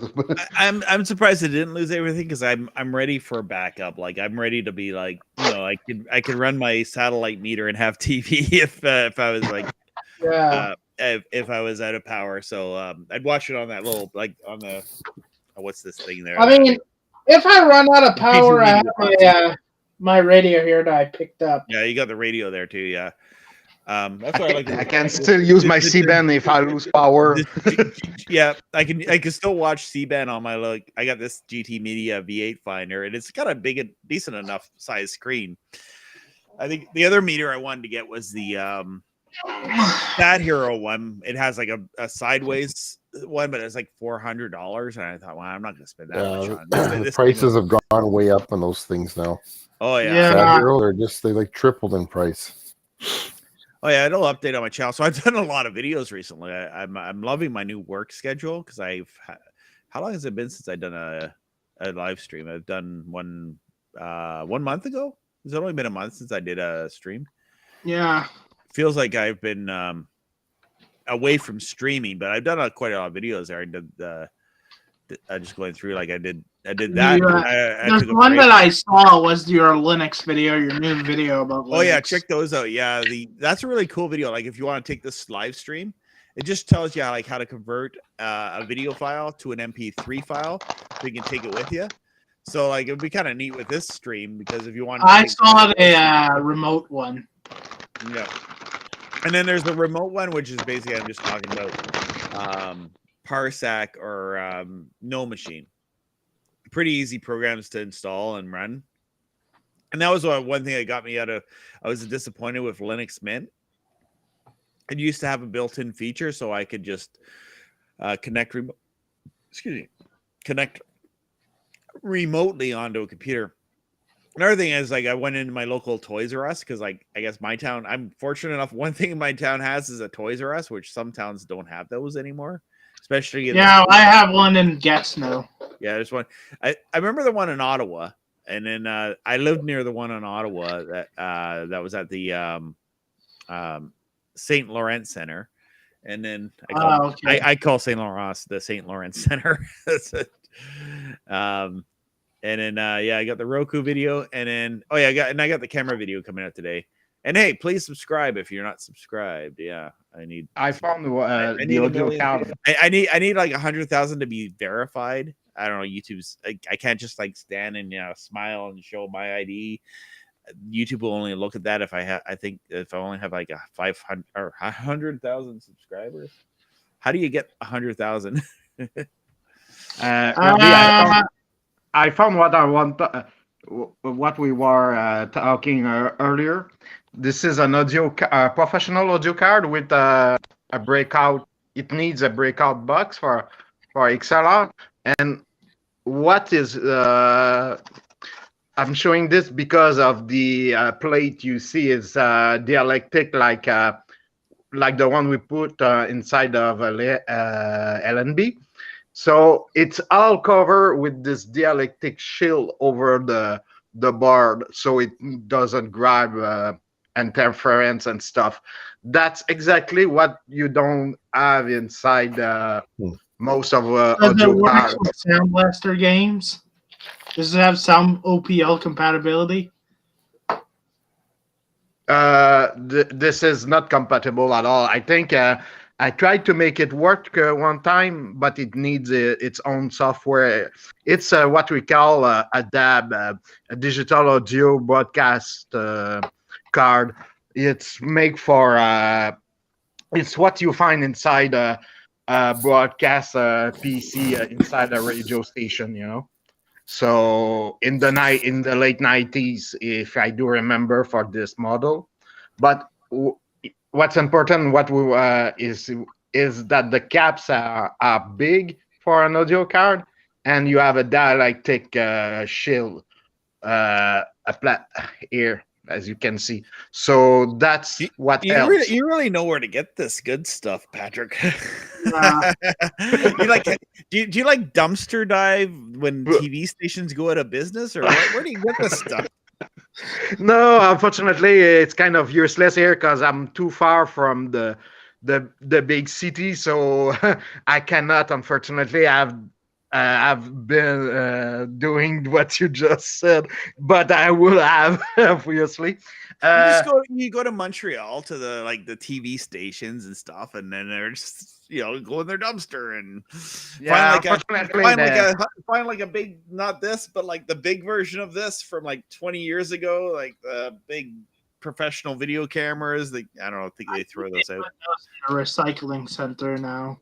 Unfortunately they do that. They call it des servent plus à rien, which means the stuff that are not useful anymore, and for that reason they scrap those things because they bunch of stuck up. It will never be stuff that they paid $1,000 for that.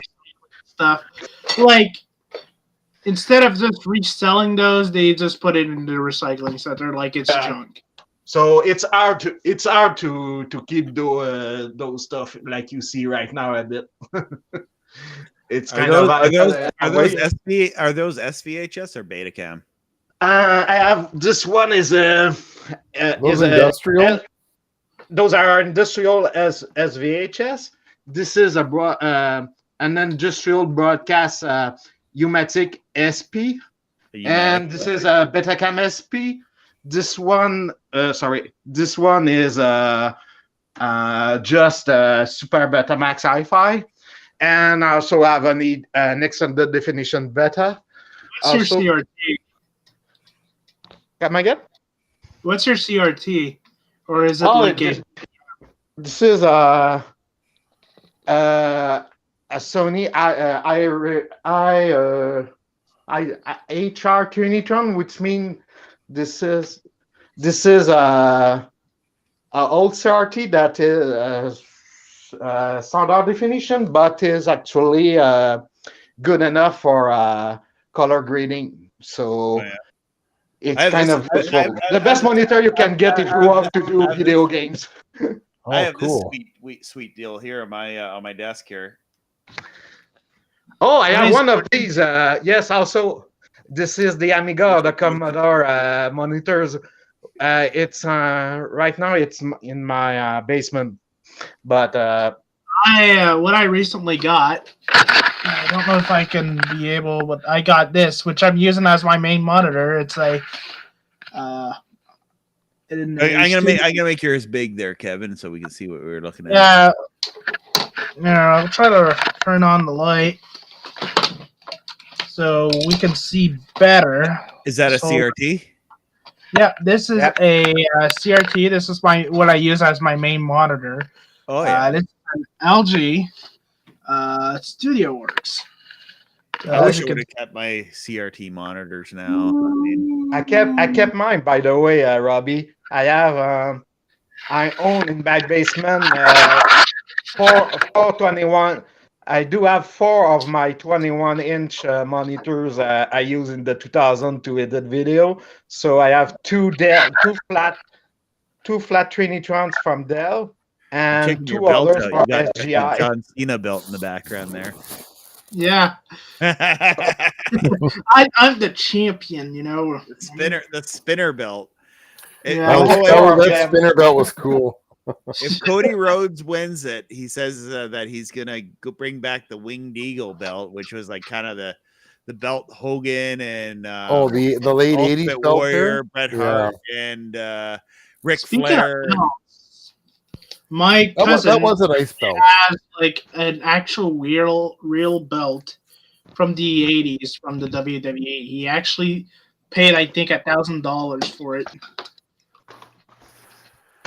I don't remember which one it is, but I remember he actually bought it where I used to get all my games, and the guy let him It'd be worth a lot more than $1,000 if it was gold, but I don't think they're really gold. Especially it is gold. It's actually the real thing. If it's gold, it's worth more than $1,000.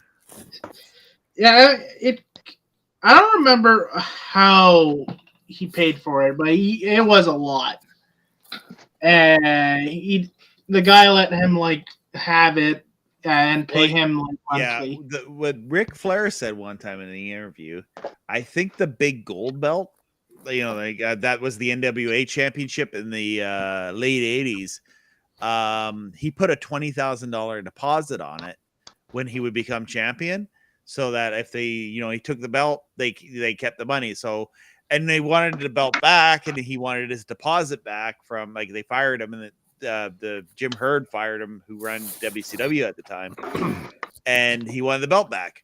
He said, "Well, give me my $20,000 deposit, and I'll give it back." And he said, blew him off on it, and then so he kept the belt, went to the WWF with the It's WCW funny championship. because that NWA belt, when he first brought that to WWF, they really played it up like they would censor it when it was on TV. Well, you know what? There was a lawsuit, I guess, and what Yeah, happened like a was, copyright thing or something. no, eh? it was more of a lawsuit, and then I think he might have sent it back or whatever. But then they ended up showing like an old tag belt, and they would, just because they weren't showing the belt, Okay. he had a different belt, so they were just censoring that for or whatever reason it was. And But at first, he was bringing the NWA belt out, he and did have they he did kept have the big saying, gold belt, yeah. we don't recognize that belt. That's not the championship belt." And they really played it up like he was the real world champion. Yeah, that was awesome. I mean, To imagine them fight doing that Hogan. today. Yeah. Yep. Well, that was a dream match because they never mentioned, back in those days, you didn't dare mention another wrestling promotion.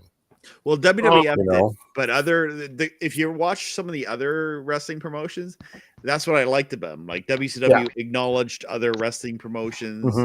WWF would not, though. WWF would not.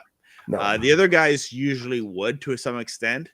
And I think it was really WWF. They just never acknowledged anyone else. Like, it was just only WWF. Which one was on TNT? And it was a shock when then they actually would finally, like in the Attitude Era, they would actually acknowledge other wrestling promotions. Oh yeah, and Robbie. wrestling past. Yeah, go ahead, Kevin. Which one was the wrestling show that was on TNT? It had the word Nitro in it. Oh, WCW. Monday Nitro. Oh, okay. Yeah, now it's AEW. It's a different company, but it kind of has a spirit of WCW in it. Oh, yeah, I actually watch AEW, and I prefer it better than the WWE nowadays. Yeah, no, some people say, "Oh, it doesn't have the spirit of WCW," and I feel it does. It's on the Turner Network, even though it's no longer Ted Turner's network. He doesn't really control that anymore. And when he lost control, as soon as he lost control of TNT, and wrestling was gone, because he. I think it was infamously with Ted Turner, he would sign the agreements without reading them. And and he made money off it, but I guess part of the problem with that is he made a lot of money off of merging with Time Warner, but then he lost the control that he had. Like, he used to have the control. Okay, all the shows, I do the Southern accent Ted Turner would have. All the shows start at 8 o'clock. We're going to start at 8:05. All of our shows start at 8:05. Like, what? For what reason they would do that? But Ted Turner was the boss. He says all the shows and all the movies start at 5 past the hour. And what had Ted Turner said about CNN Doomsday video? I don't know what that is. Okay, supposedly CNN has, like, let's say if a crazy Russian guy nukes the world, well, they would put that Doomsday video. Yeah. All I gotta say on that is, don't live in fear. And I think there's people who run media outlets that want to try to put people in a fearful mindset, and then they could kind of control them. And it's all about control and how do you control a narrative and how do you control people. I mean, cults do that. Cults do that kind of stuff, and and I don't like that. The whole this is gonna happen. Especially put you in fear so they can control you. So yeah, it's just especially I was young in the 80s and like that, so I'm in my 40s, and I remember the Russians were gonna nuke us. Oh yeah, and it never happened. And I don't think there's one thing that happened. nuclear weapons. You nuke someone, you're gonna get nuked back. So no one has ever done that. Yeah. So I don't think there'll be like a full scale war. There's a propaganda Me war neither. and all that, but I mean, and I don't get too much into that kind of thing here, but Robbie, But, you got a question in the chat room about free. Scaro is asking, "Hi Robbie, you guys got free online local TV there in Canada?" I don't think we have that. I Correct don't me know. if I'm wrong. Okay, well, there's different ways you could say that to answer this question. I don't know, like if you want to clarify Scaro a little bit You more. don't have the live portion of it. Yeah, most we of don't it. have the live thing. I think there's like even like I would say, for example, our local Kojiko, which is I don't have Kojiko cable, but they have a YouTube channel. Like anyone could have a YouTube. They don't even have 1,000 subscribers for my local Kojiko channel. I'm kind of surprised at that because they're a channel on TV, and they do put, like, for example, the election debates, like if you have local candidates and stuff like that. And I think that's kind of like if you want to watch your local candidates debate, because in Ontario we have an election coming up. Yeah. You can go to your local Kojiko YouTube channel, and usually they'll have like the debates, they'll have interviews of all the candidates from the different parties and things like that. And so there's local TV like that that's streaming.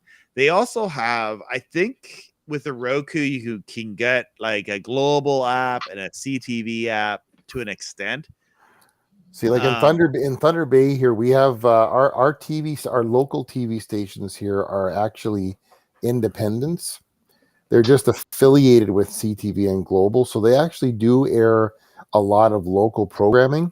They have live local newscasts and also local regional news. Yeah, and a weekly sports show. Like they do have quite a bit of local programming that is like from Thunder Bay, which is nice. If there is, someone could correct me if I'm wrong, but there isn't, like, what they should do is have like a streaming app that has all the Canadian networks, like how they pulled the plug on the LTSS program. But they could have like CHCH, for example, has their channel is streamed on their website. At least it was. I don't know if they changed things because of region disputes now that they run a lot of like second run old, like during the daytime. CHCH is kind of like the Me TV of Canada. They show reruns, like old reruns and stuff like that. But there's no app here in Canada where you can, like, say, download an app and have all the channels like a Pluto app would they have in the States. He's also referring to a local Lowcast or whatever. I don't know. What was that? There's question? no collaboration. In fact, there's no collaboration between broadcaster on local BTV on a local platform BTV. that could put them all on the same platform. No, there's nothing. I think within Canada, if you want to watch like local streaming, you'll have to like download an app for each channel, which I hate that. I hate having to, like, to watch one channel, you have to download an app and you install it on your device. Well, I was going to say that earlier when we were talking about the whole how local stations don't advertise that they have free over-the-air signals. I think a lot of that goes back to the fact that they're on cable, and they by advertising that they're on cable, they're making retransmission fees on top of ad revenue, which for them is a better, obviously a better outcome for them. It's a better business plan, and I guess maybe in the short term, but like with the technology changing and swooping around, like it's probably going to hurt them in the long run because everyone's streaming. Like, I don't know I'm a Gen Xer, but like I know a lot of people are what you would consider to be millennials. They don't have cable. Millennials, they don't. No, they don't watch linear TV at all. That's right. And Jen, what are you, Kevin? Gen Y? I was born in October 2000. So Y, is that what it's called? No, he is a millennial. Well, he's a millennial. Are you Y? Are you Gen Y, or I don't know? Anyway, anyone under 20, it doesn't matter what gender. I'm like 21, so yeah. Anyway, people just they stream, right? And like only people I know who have cable are boomers, and maybe a few Gen Xers. The only reason why I have cable is because my mother, for some reason, like pays for cable. Yeah, and she's The other thing is that younger viewers are so used to not having, like a slew of commercials, that it's almost unbearable for a lot of them to watch linear TV because of all they don't even call them commercials anymore. They call them ads. For Why are me, all these like ads? watching TV, the reason why I don't watch TV, it's not because of the commercial while I'm getting bombarded. It's because the commercials are so cringe. They are so bad nowadays. Like, let's say we take like a car commercial. Like, the commercials are so yeah, yeah. It's like, Subaru your old and car Ford. doesn't work as well as this new electric car. I'm like, I have a 2004 Honda Civic. The only thing that is wrong with it, there's a hole in the floor. That's it. It still runs like a beauty. I don't like this. I'm actually considering buying a Subaru, but it's not because they're ad marketing.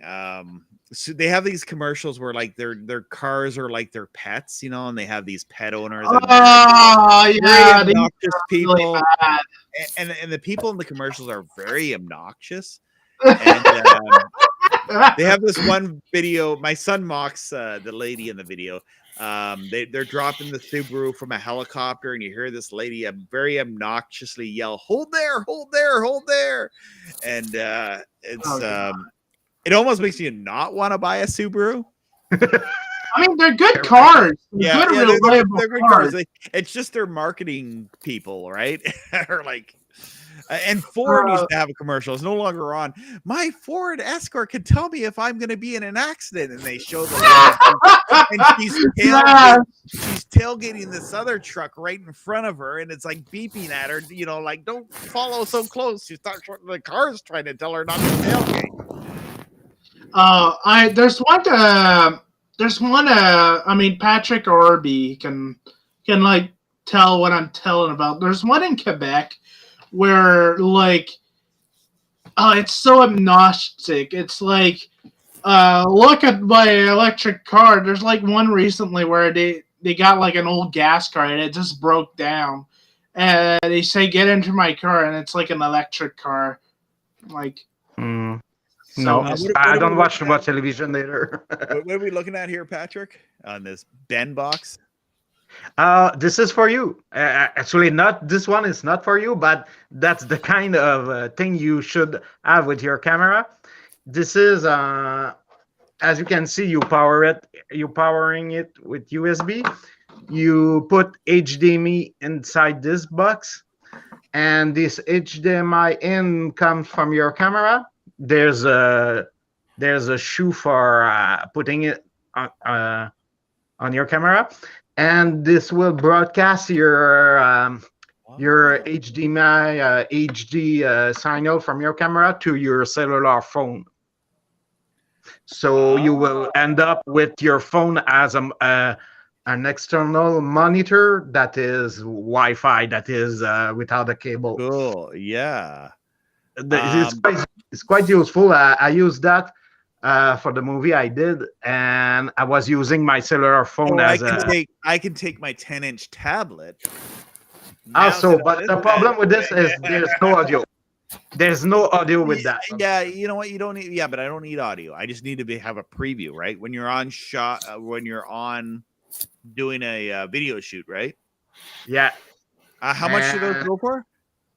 About $200, I think. 200, yeah, right. Yeah, maybe it's less. A little box like that. No. Where's the Chinese one that's like on Alibaba? That's the Chinese one. This project is the Chinese one, because the real broadcast product for that cost about $1,000. Okay, yeah. So it's like instead of paying $1,000, this is the Alibaba version, the Wish version. Exactly. Exactly. So nowadays I use a real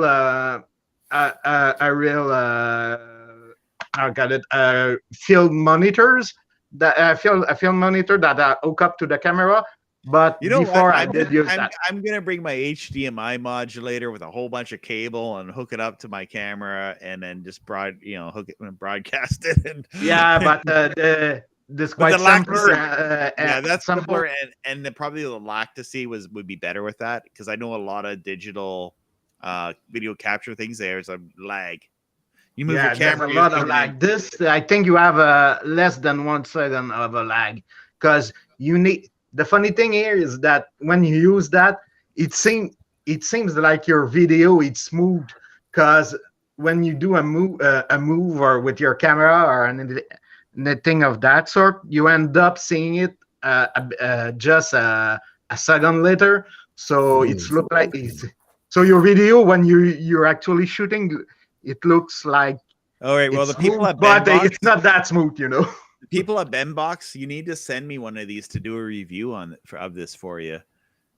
Yeah, that could. Maybe I'll send them an email. Yeah, something like that. That could be an idea, because this Benbox thing went on the market about 2 years ago. Even if I buy one of those, I will review it, because it's kind of a neat piece of technology that I like to do videos on. Yeah, it's just 2 years old. Thing. Yeah. Come again? I'll do a video on my toilet. I got this toilet. It will flush. It's amazing. I think you're gonna do a video on everything. And Notcaster Patrick is doing a video on the Switch. I bought myself for my LNB, so I'll make a video about me just weed eating my It's in the works. yard, passing in the works. So that's what I was thinking of you when you said that you have a new camera, and I know that those cameras don't broadcast Wi-Fi or anything, so it's kind of for that use, you know. That's exactly what I wanted to show you, just that. But there's a lot of little things like that do the job well enough to be useful, you know. Well, you know what I was wondering, Patrick? I don't know if you're familiar with these type cameras, the Canons. They have a few slots here for that. I think that sort of thing, where they have like these. I don't know if they're microphones, but it's like there's a jack on this thing. I don't have to zoom in here. There we go. So I'm not sure what adapters I could get that I would want with this, but there's like a slot that goes in there, and there's a lot of pins in there. So there's something that goes in there that's really handy. I don't know if it's an external microphone, and then, probably. And I wonder, like the shoe here, can I get audio through this, or do I actually have to plug it through the connection through here? Or some of the cameras, they have the audio goes through it, right? Yeah, but in every case, when you can plug the audio directly to the shoe, it's proprietary stuff, unfortunately. So you will need to hook up with a proprietary device. So for when I looked at cameras like that, like okay, there's a Pro Line version basically with the XLR inputs and all that, but you're looking like about like $1,000 more for basically like essentially. There's probably no connector on the shoe, yeah, or less connectors on the shoe. In that case, for those. But I'm not too keen on that kind of product, because you cannot choose the best gear for the best audio for the best sound when you go with those proprietary connectors. You don't have choice, and choice is important to get you the best audio, because all the devices are not made equal, obviously, and you never get the best directly from the camera company. You're better off getting something from another company, you know. So it never work on those connectors. So it's kind of useless to me from what I'm saying right now.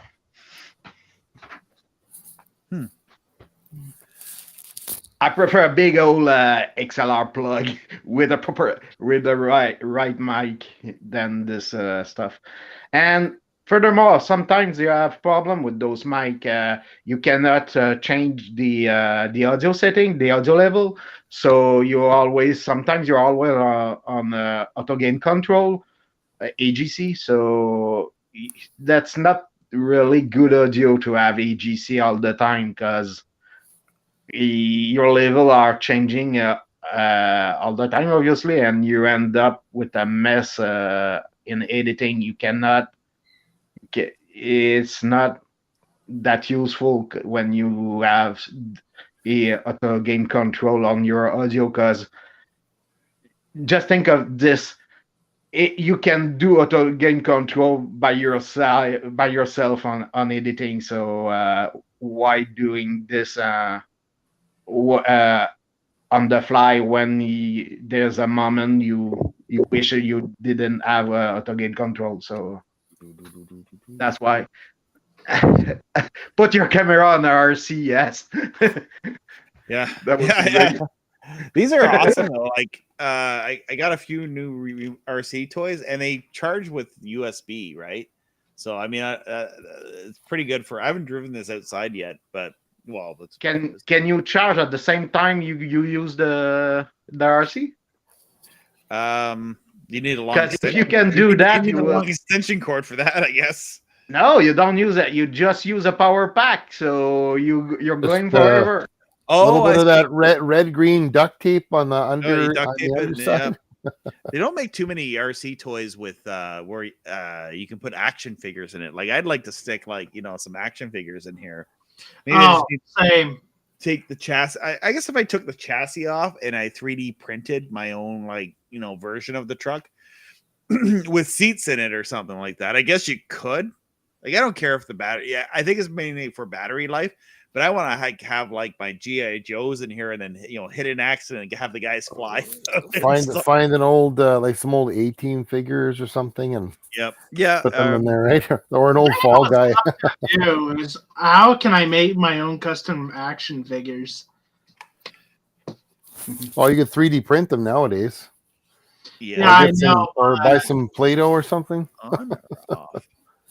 The problem is it's because I don't have a 3D printer yet. I'm trying to get one. The problem is that they're expensive. I know you can get cheap one, but I think those you have to assemble yourself. Yeah, those make a shit project. You're better off with the big money ones that do work well, and you have choice for the plastic. You know what? I can go to my public library if I need something 3D printed, and they have the 3D printer there, and a good quality one too. Yeah, in the public library. I could save Public money library to has probably buy one. And then I think you might have to pay for the material to do it, but I mean, that's not. It's more just having the printer doing it, and some jobs can take hours to do it, right? So you have to set up the program, get it to print. And I think some items you might have to print a part and then assemble the parts together too, right? So because I need one right now. Money at public library is too poor for that.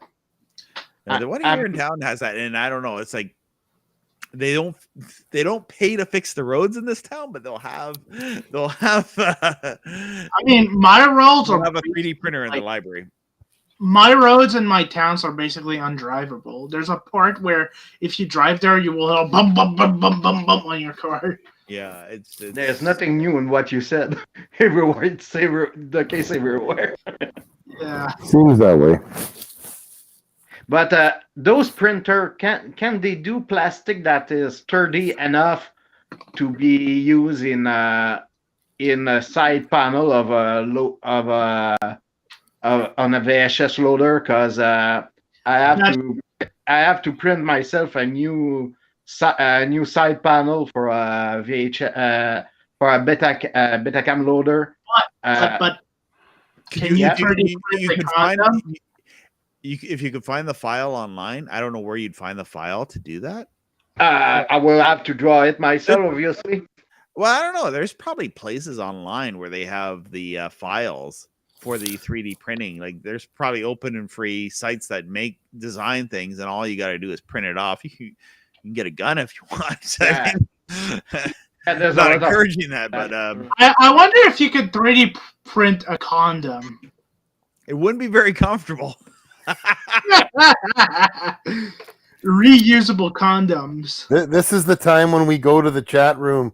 And Yeah, say, I think so. who has a satellite question? Please, quickly. Please. How's the beer? How's the beer virus? I don't know what. Beer virus. Oh, okay, yeah, I know. But we can talk. Is that a monkeypox Okay, thing? let me say this. Okay, I went into Canadian Tire because I'm Canadian and I was looking for a tire. No, I went into Canadian Tire today, and most people are not wearing face coverings. You know, and this is a town where they're kind of like really for that sort of thing, but at least today when I was there was, you know, there was still people wearing that, but you didn't see that everywhere. It's summertime too, so like, you know, people are not sick and all that. Anyway, let's not talk about that. Let's go to another question because YouTube, is You're gonna trigger the YouTube if you say that way. yeah.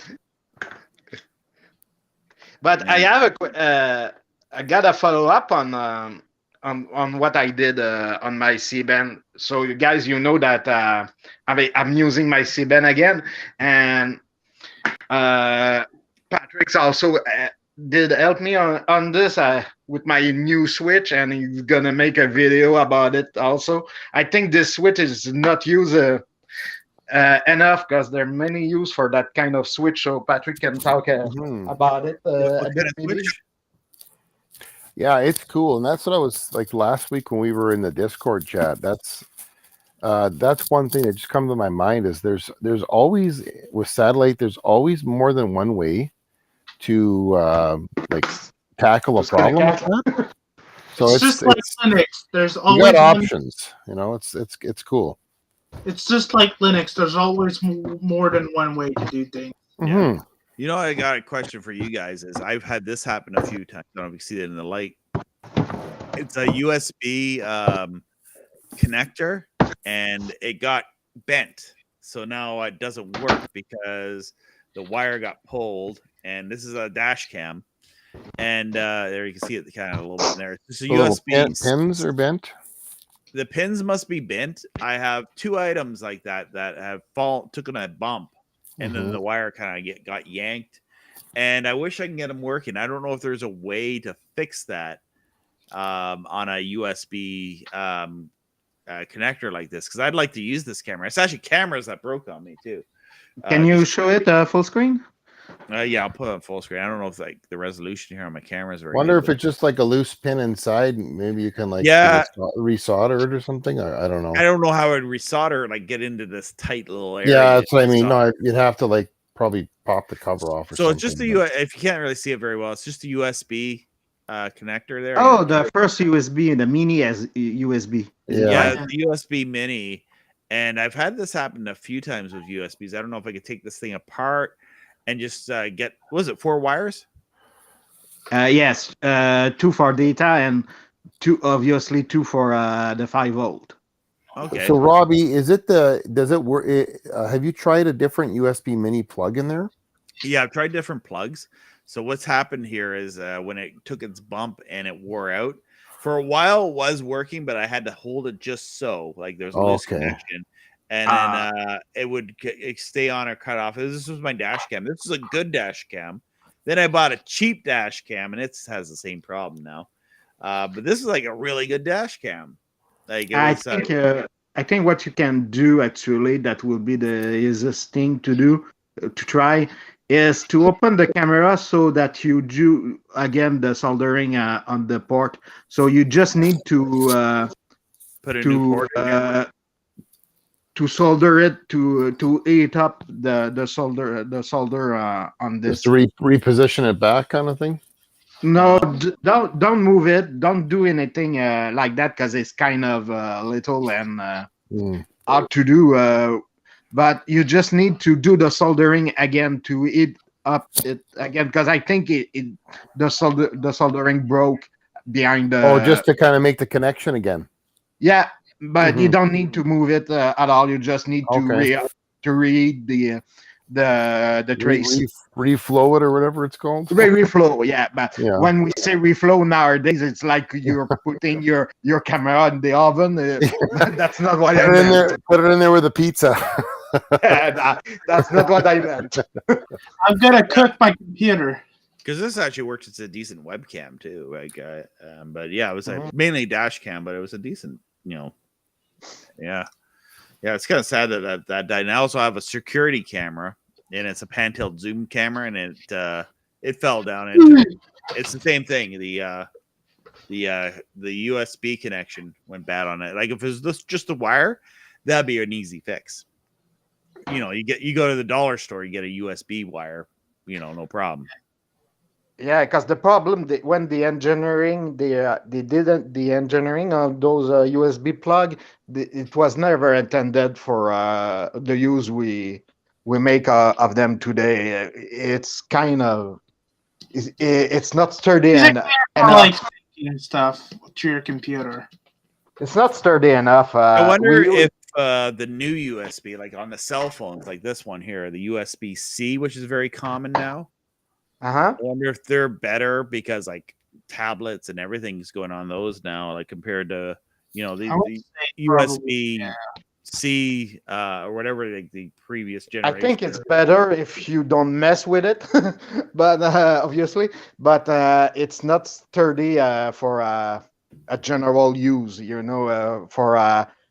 For careless use, because but still, I tend to bend the actual cable, the plug, instead of the USB inside the device. They're better made for sure. I use the magnetic USB cord. It's a little late for that for me, I guess. Yeah, solution for a problem that didn't come yet are always good for sure. I didn't realize they had that for chargers, that they had a magnetic plug. I remember the first time I saw the magnetic plug chargers, my mom got a Microsoft Surface tablet, and it had those 4-pin magnetic things, but then it died on her. Like the Surface just died. It was a nice computer too, and it died. I was waiting for her to be done with it, move on, and then I could put Linux on the Microsoft Surface tablet, right? But nowadays you can find on Alibaba, like you said, you can find those magnetic adapters for your USB plug, so you don't hook your cable anymore. You just snap it. Here's my Microsoft Surface. It still works. Well, you could buy those for like $100. Yeah, they were not that bad. Not bad, yeah. Yeah, I use this to play like Postal 2 on the go. Until like Steam actually releases the Steam Deck instead of you actually reserving the thing. I want to buy a Steam Deck. Does it work on Steam? Yeah, it's a small little computer that plays games, PC games, and I play a lot of my games on PC, and it runs Linux. Oh, is it streaming gaming you're talking about? No, it's actually a console. It's okay. like a Switch, but it plays PC games, and it's running Linux. It actually plays them on the console. It's like $4.99 Canadian dollars. It's really good. I want one just because I don't want a laptop anymore, and gaming laptops are like really pricey for yeah, and you don't much power. Them. Yeah. What I'm using is like an old Dell Precision for playing games. So with a old somebody is answering a question.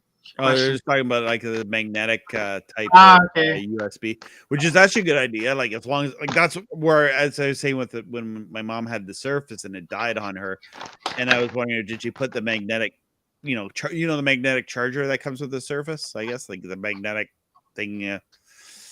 I don't know how that worked, but I guess Apple does that too.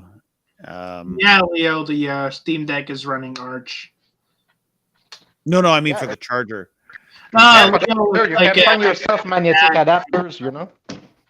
Leo was There's- like in the chat. The Yeah. magnetic adapters do work well. You plug it and you don't need to plug anything anymore afterward. I can actually give like a demo of a magnetic. Let me just get my Surface charger. Yeah, there it is. There it is. Okay, look at it. This is what Robbie is talking about for the Surface thing computer, and you just It's like a MagSafe. Okay. yeah, basically like a MagSafe. Or like You a know, cheap. of course, I think they're able to do that because like doesn't Microsoft own Apple? What the heck? Not in a million years. No, they owned Apple for like they owned a lot of their stock at one point. I don't know if they do now, but like they actually saved Apple by buying them out when they were about to. That's yeah. true. That's true. That's true. Yeah. I think it's just before Steve Jobs came back to Apple. No, Yeah. he was at the company at the time when that happened. Okay, yeah, it could have been. I don't know. They made that there was like this media portrays like Apple as like and Microsoft had this big war or whatever. But I mean, they dealt with each other. They actually knew each other. Bill Gates knew Steve Jobs personally, and anyway, I don't know. They always play that up, but yeah, it's just They're actually not in the same business model, so they can be friends actually. yeah. I don't even care. Like I'll try to avoid using both products. Really, I just try. I don't care about Apple anymore because they discontinued the iPod. I'm still pissed off about that because I actually like to have my music on my. I don't stream my music. I just That's like another having thing like MP3s. that we would like here. We like people are like, why can't you stream, satellite, or streaming or whatever. And for music, that's another thing is like I would rather have everything on an MP3 device and have that on the go and not be streaming the content because I don't have data on my phone. When I'm mobile, I'm disconnected pretty much unless I go use public Wi-Fi. I do have mobile on my phone right here, my Nokia 2.4. I do have data, but I don't want to use all my data on streaming, so I just download the MP3 and just be done with it. Remember the days when your cellular provider was give you free data if you were streaming from the music streamer like Yeah, Yeah, I think like they would have Spotify and stuff. Yeah, When I you think- did, I remember when you when they would give you free data, period. were period. Well, they did. Bell had that, but I guess I paid through the nose for it. Unlimited social media is what they called it. I don't think they have that now. I think I had 8 gigabytes of data transfer, but then I had unlimited, so I could be on Facebook unlimited. So for Facebook, I guess that was a good way of getting people using Facebook and not other websites. Facebook.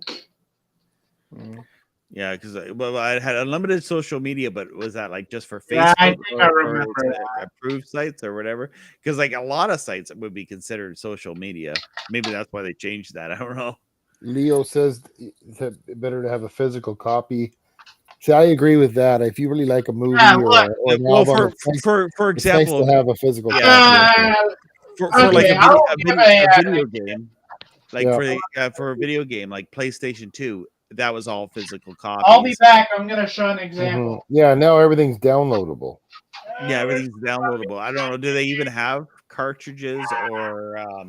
Well, they're making This is consoles now that don't even have a disc drive on them. I think they've been doing that for a while. I'm not Yeah. into gaming. Me, I'm well, not me in neither, with the but latest. I'm not in with the latest gaming tech. Okay, I'm back. Look. So, I have Look, a this is physical media. That's what I physical There's- media. I had my Exactly. record player out earlier too. I was I had the Disneyland Storytime books on the record player. Check the yesterday. needle on this. You can find any smaller needle than that. For reference, is my finger. I'm gonna give an example of why I still like physical games. So this is a PC game that you can't even buy anymore. For anybody that knows the community behind the game, which I'm a part of, you can't even buy this game anymore. You used to can buy this on the PS2, but you can't buy it anymore, and you can't even buy it like legally. This one I got it at a Value Village for like $2. Trust me, I was happy. But Well, Oh, the I wanna interesting thing ask- is if you buy a physical copy of a game nowadays, as opposed to downloading it, at least you can, when you're done with the game, at least you can sell it if you want. yeah, You know, as opposed to having a downloadable file. Like, what do you do with Yeah, that? maybe that's what they didn't. That's one thing the game companies didn't like because they weren't making money off resales. Well, it's probably also cheaper for them because they don't have to produce anything on a disc. They don't have to. There's no packaging. Like, it's just a downloaded code. They do have to pay for server time, like the servers, but I think that's not even a fraction of. That's probably nothing. Yeah, for what they have to pay. Like if they're hosting like a site like YouTube, that would be a bit different story. But I think when they're you're paying like for bandwidth, like say if I had a 2-hour video and you paid me. I mean, if it's like an MMO, $20? if it's like an MMO, like an online massive multiplayer game, then probably yes, that would be like. Well, I'm out of the loop, Kevin. So like, what are video games now? Like, if you were to buy like maybe the more popular video games, a bigger game, are they like $100? Are they $80? What's a game cost now? Pretty much close to like 60, 80. It really are they actually paying some other like, third-party server, or is it like don't these companies have their own, like Xbox, for example? People play Xbox on Xbox Gold or Xbox Live or whatever it is. Isn't that their server that they use? I think so. Xbox Live and PlayStation Network, that's like.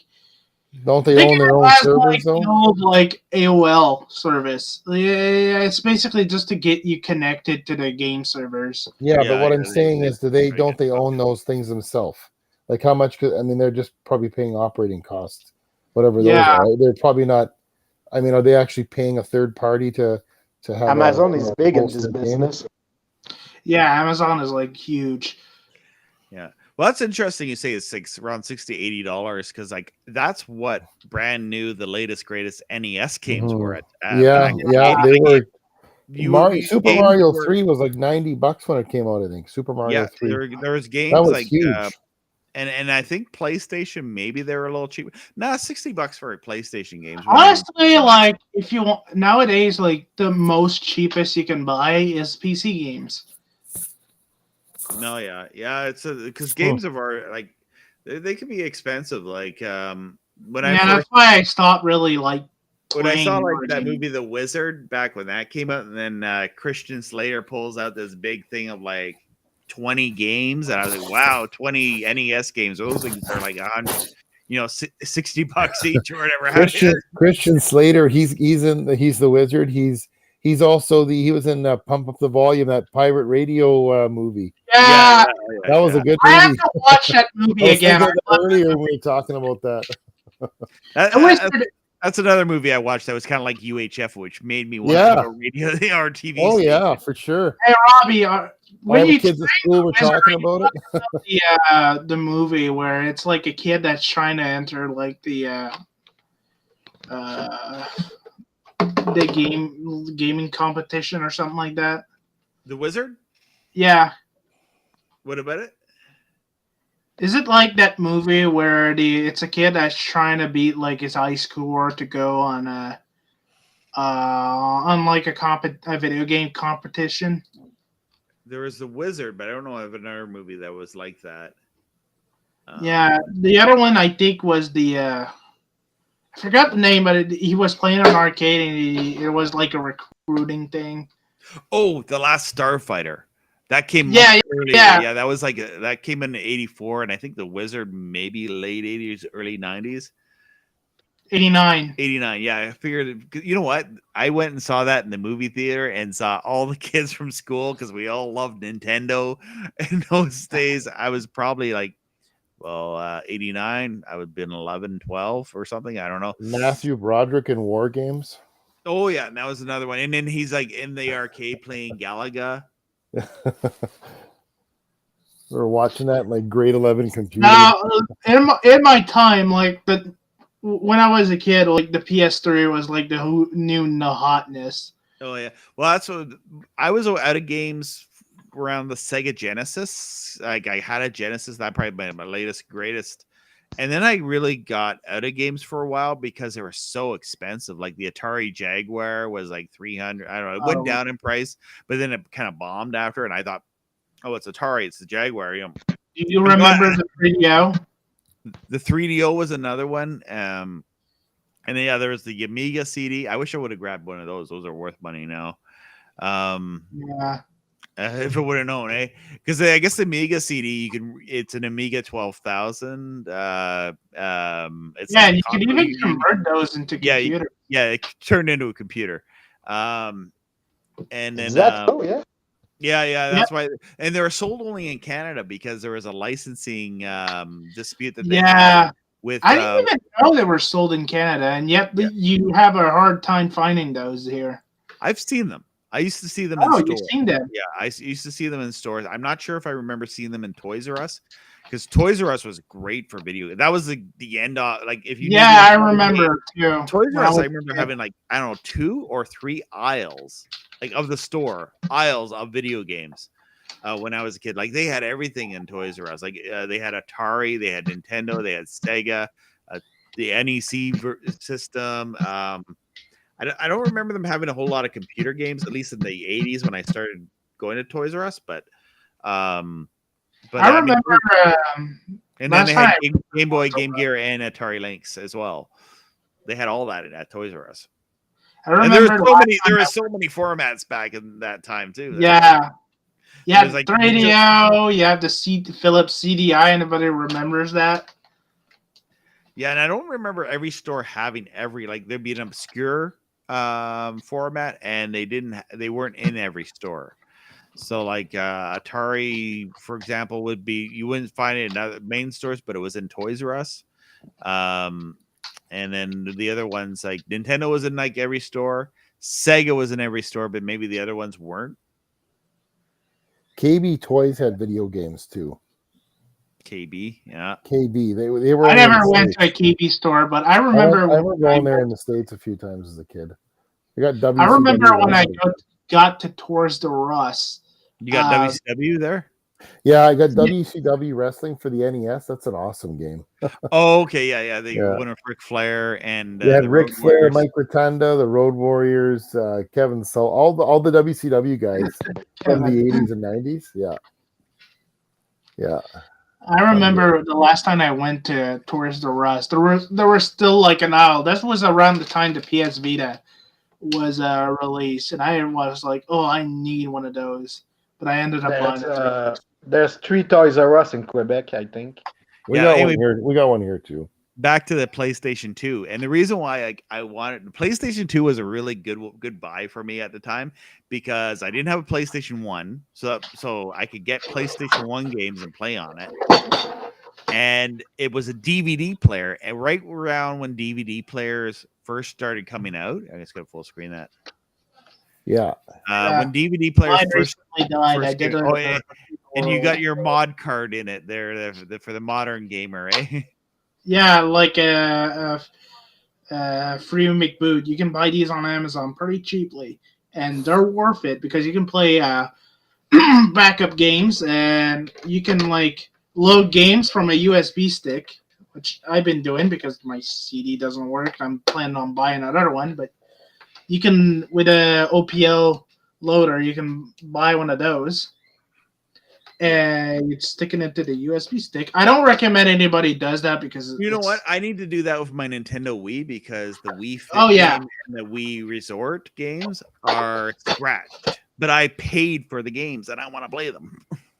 Yeah, you can do that. You can even like burn a CD an ISO of the game. I don't recommend that anybody pirate it, but if you own the game, you can just burn it and it will play in your modded Wii, and it's probably the easiest console to mod. Yeah, they have the homebrew channel and all that. Yeah. Yeah, I did this on mine, and I don't play games a lot. My kids play the Wii. Like that's like the console I have in my home. Well, I have old consoles. I have like the Atari and the I have the Atari X home computer, like the XE. It's like the one I've done a video on it, and I got this really cool thing where you an SD card reader for it, and pretty much you can play any game. Commodore 64 has that too, because there's such a huge library of games for the Commodore. Oh yeah, like the Commodore 64. Like there's like every game. If you have a favorite genre, it's probably on the Commodore. Yeah, 64. but then there's a lot of games that just play on the Raspberry Pi. Like the Raspberry Pi plays everything. Like you can get like an ISO for just about anything on the Raspberry Pi. I think arcade games too, like which I never. I'm actually speaking of arcade games. I'm planning to buy. Making a main machine. Oh yeah. I don't know if I'm gonna put it in my room because actually, like in my room, I don't have a lot of space. So I'm planning on making a man cave downstairs. Not sure about that yet. I'm probably gonna make a gym. My room is not really. I don't know. It's kind of like. It's not exactly the man cave. It's like kind of this hybrid of like my toys, my kids' toys. You can see like you're not in your basement right now. Did you move or? No, I'm in my basement. I don't have my green screen set up this week. Oh, okay. Usually like I have the camera right here. It's just I put a green screen right behind me and just because I didn't notice like so like in the background, like it looks like you were upstairs. You didn't notice the arc yeah. Those arc are cute. My basement looks like something from Shaw, from the movie Shaw. It's really terrifying if you go downstairs. It looks like an abandoned cave, and the cat is like, yeah. Dr. Cat's gonna get the he looks like my cat. That looks like my neighbor's cat, Pete. He's like a gray and black, and he looks like his tail looks like a raccoon, and he's a super friendly cat. And he comes out like at night and like rubs against my leg, and I think it's a raccoon attacking me at first. I'm like and it's just Pete being friendly, rubbing himself against me, getting his fur all right. He wraps around my leg and gets his fur all around my leg. My cat. I don't know where my cat is, my cat Jekyll, but he looks like my cat Jekyll. Yeah. Mine is always stuttering when I'm speaking. And my dog's not here, but like for me, it's been like having a new baby in the house because like having a puppy is like I've held my puppy enough with my videos, like my Roku video and my radio video. I got a golden doodle. It's our family dog, and she's like a little baby. Although she's been house trained, so she doesn't pee on the floor anymore, and she's getting better at that. She hasn't done that in a while. My cat is, I like to call him the little devil because sometimes if he doesn't get what he wants, he will just like bite you. He would just do that. Like if you like tell him to get off the table, he will just go right back. Like he doesn't give a crap. If I told you about my original cell phone, this is my first smartphone I had. It doesn't work anymore, but I still have it. It's the Motorola Atrix. Atrix? Atrix is a motor. Oh, it's really dirty. But this is I will try to find my first smartphone also. Yeah, this is my first smartphone. And it's right there. It had a cool feature. Is it also your first phone or not? This is my first smartphone. I'll put it on full screen here. So this is like my phone that I got, I guess more than 10 years ago, I guess. It had some interesting features. It had a thumbprint reader like on the back here. It's kind of dirty, but like you would take your finger and then you would use this to activate it, like use your thumbprint. It had a feature where it had like what looked like Ubuntu on it. So you can get a laptop, and it would dock with the laptop. Oh yeah, I know what you're talking about. Yeah, that's what this phone. I never bought the laptop part, but I did buy a docking station, and then the docking station, if you had an MP3, not an MP3, an HDMI connector, you can connect it to a TV and hook a keyboard up to it and use it as a computer. And it basically was like Ubuntu when you plugged it in and used it as a computer. Yeah, I know what you're talking about. Yeah, let me show you my first smartphone. Yeah. I'll bring you up here. So this is not my original one, but this is my HTC? No, this is a Nokia Surge. This was my first smartphone, and oh my god, I love this. It ran the Symbian operating system, and yeah, you can do a whole lot of stuff. You can run like DOSBox on here. I remember I played Street Fighter 2 on here. Oh wow! Yeah, it did a bunch of apps and stuff like that before. Yeah. Too bad Nokia didn't stick. Like, are they still around? Or yeah. But I guess they use Android now. They're pretty much. Yeah, look, they use Android. This is a Nokia right here. Oh yeah, yeah. It's kind of better because my first phone was a Nokia 252. Is that the one you could hammer a nail in with? Maybe. yeah, I remember those phones. Those were awesome. The I remember Telus had them, and then they had the two-way radio ones. No, that's not the one. Mine was analog. Oh, okay. Analog only 252. Oh, that's a really old one. The little black one. I'm thinking of like the early digital ones where they had the two-way radio. They called it a radio because like it had a push-to-talk button, and you could have like push-to-talk conferences with people. And if you used it on the Telus network, it would be you can free call people as long as it's on the Telus network across. Yeah, I remember that. Are you talking about the 2000 phones? Because I remember it had like a similar service. That might have been around 2000. Well, yeah, it was around 2000, 2001 because like I had it when September 11th happened. It was a work. Oh, okay, that's not what I'm remembering. Yeah, I'm talking about 2005, 2006 here. No, but this was before smartphones. This is when still flip phones were the rage. Yeah, and there wasn't really smartphones. I think the phone I got like around 2005 before the smartphone craze happened, it had an MP3 player, and that was like a killer app feature. It could play MP3s. So yeah, I feel like when this iPhone just came into the scene, it just kind of killed like everything, like smartphones, iPod, and stuff like that. And that makes me sad. But saying what you were doing, saying originally, like Nokia is like this one is fucking indestructible. I actually dropped this screen down on cement, and it hasn't had a scratch. Really? So yeah, Nokia is still pretty tough phones then, I guess. Oh yeah. Yeah, it's good to know, like, because that's what I remember Nokia for their reputation of, like, really robust, tough phones. Where I haven't had a problem with it. This is mine's a Samsung, and I've had this a couple of years. It's a cheap Samsung. It's like a A50 or something like that. And I don't even, you probably can't even buy these anymore. But I mean, I shouldn't say that Samsung's listening to me. They're going to hit the self-destruct on the phone, so I go buy another phone or something. What is that TV you have there, Patrick?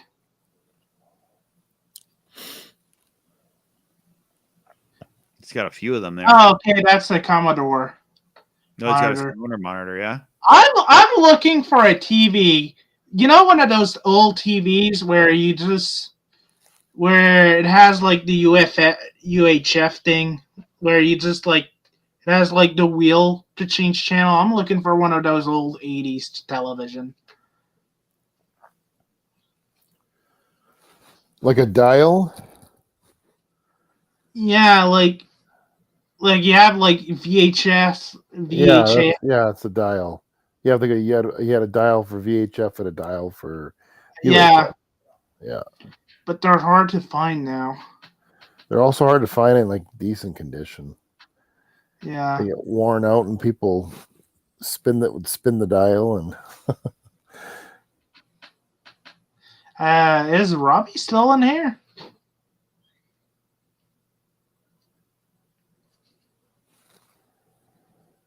Robbie? I think he's still here. I think we lost Robbie. He may have just muted his, maybe turned his camera off and muted his mic or something. Yeah. Oh, I see. Is that an original Xbox? Yes, it is. I have like 2 of those. Patrick, you should soft mod those. You should soft mod it. Anyway, guys, I think I'm gonna end the stream now. If you It's guys after want, 11. yeah, I'm gonna prepare to go to sleep. if you want to chat in Discord for a few minutes, go for it. I'm going to I'm gonna go on Discord for a few minutes anyway. After that, hopefully not too much longer.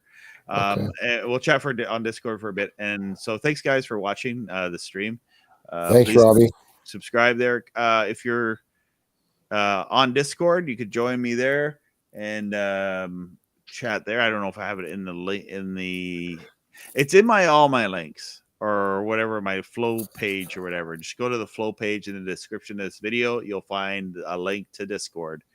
That's probably where you can find it. So I'll end this stream now because I won't be doing Discord, or I might not do a stream the next week. But what we do sometimes is we just have our kind of like our guys chatting, like how we would meet up at Tim Hortons or something like that and chat about this type of stuff. So some nights I don't really put a show on, and I'm glad that you guys kind of stepped up, just sort of joined in. And some nights I was not feeling like talking at all. I enjoyed sitting back and listening. But it's just good to have it. Sometimes when we're not doing the stream, we just do like a Saturday night meetup on Discord where it's a voice chat. You can turn on your webcam. You can share your screen if you want to, show what you're talking about, illustrate it better. You can always do that there. So anyway, good times. It's always good times. Yeah. So I'm going to end the stream now. We'll be back. I'll probably be back in a week. Probably not next week. I'd like to take a break, but in a week from now, we'll do another stream and connect then. So thanks guys for watching, and please remember to subscribe if you haven't, and share all my videos. I feel like the algorithm getting buried there, so I'd love to get more views. Anyway, thanks guys for watching, and I'll chat later.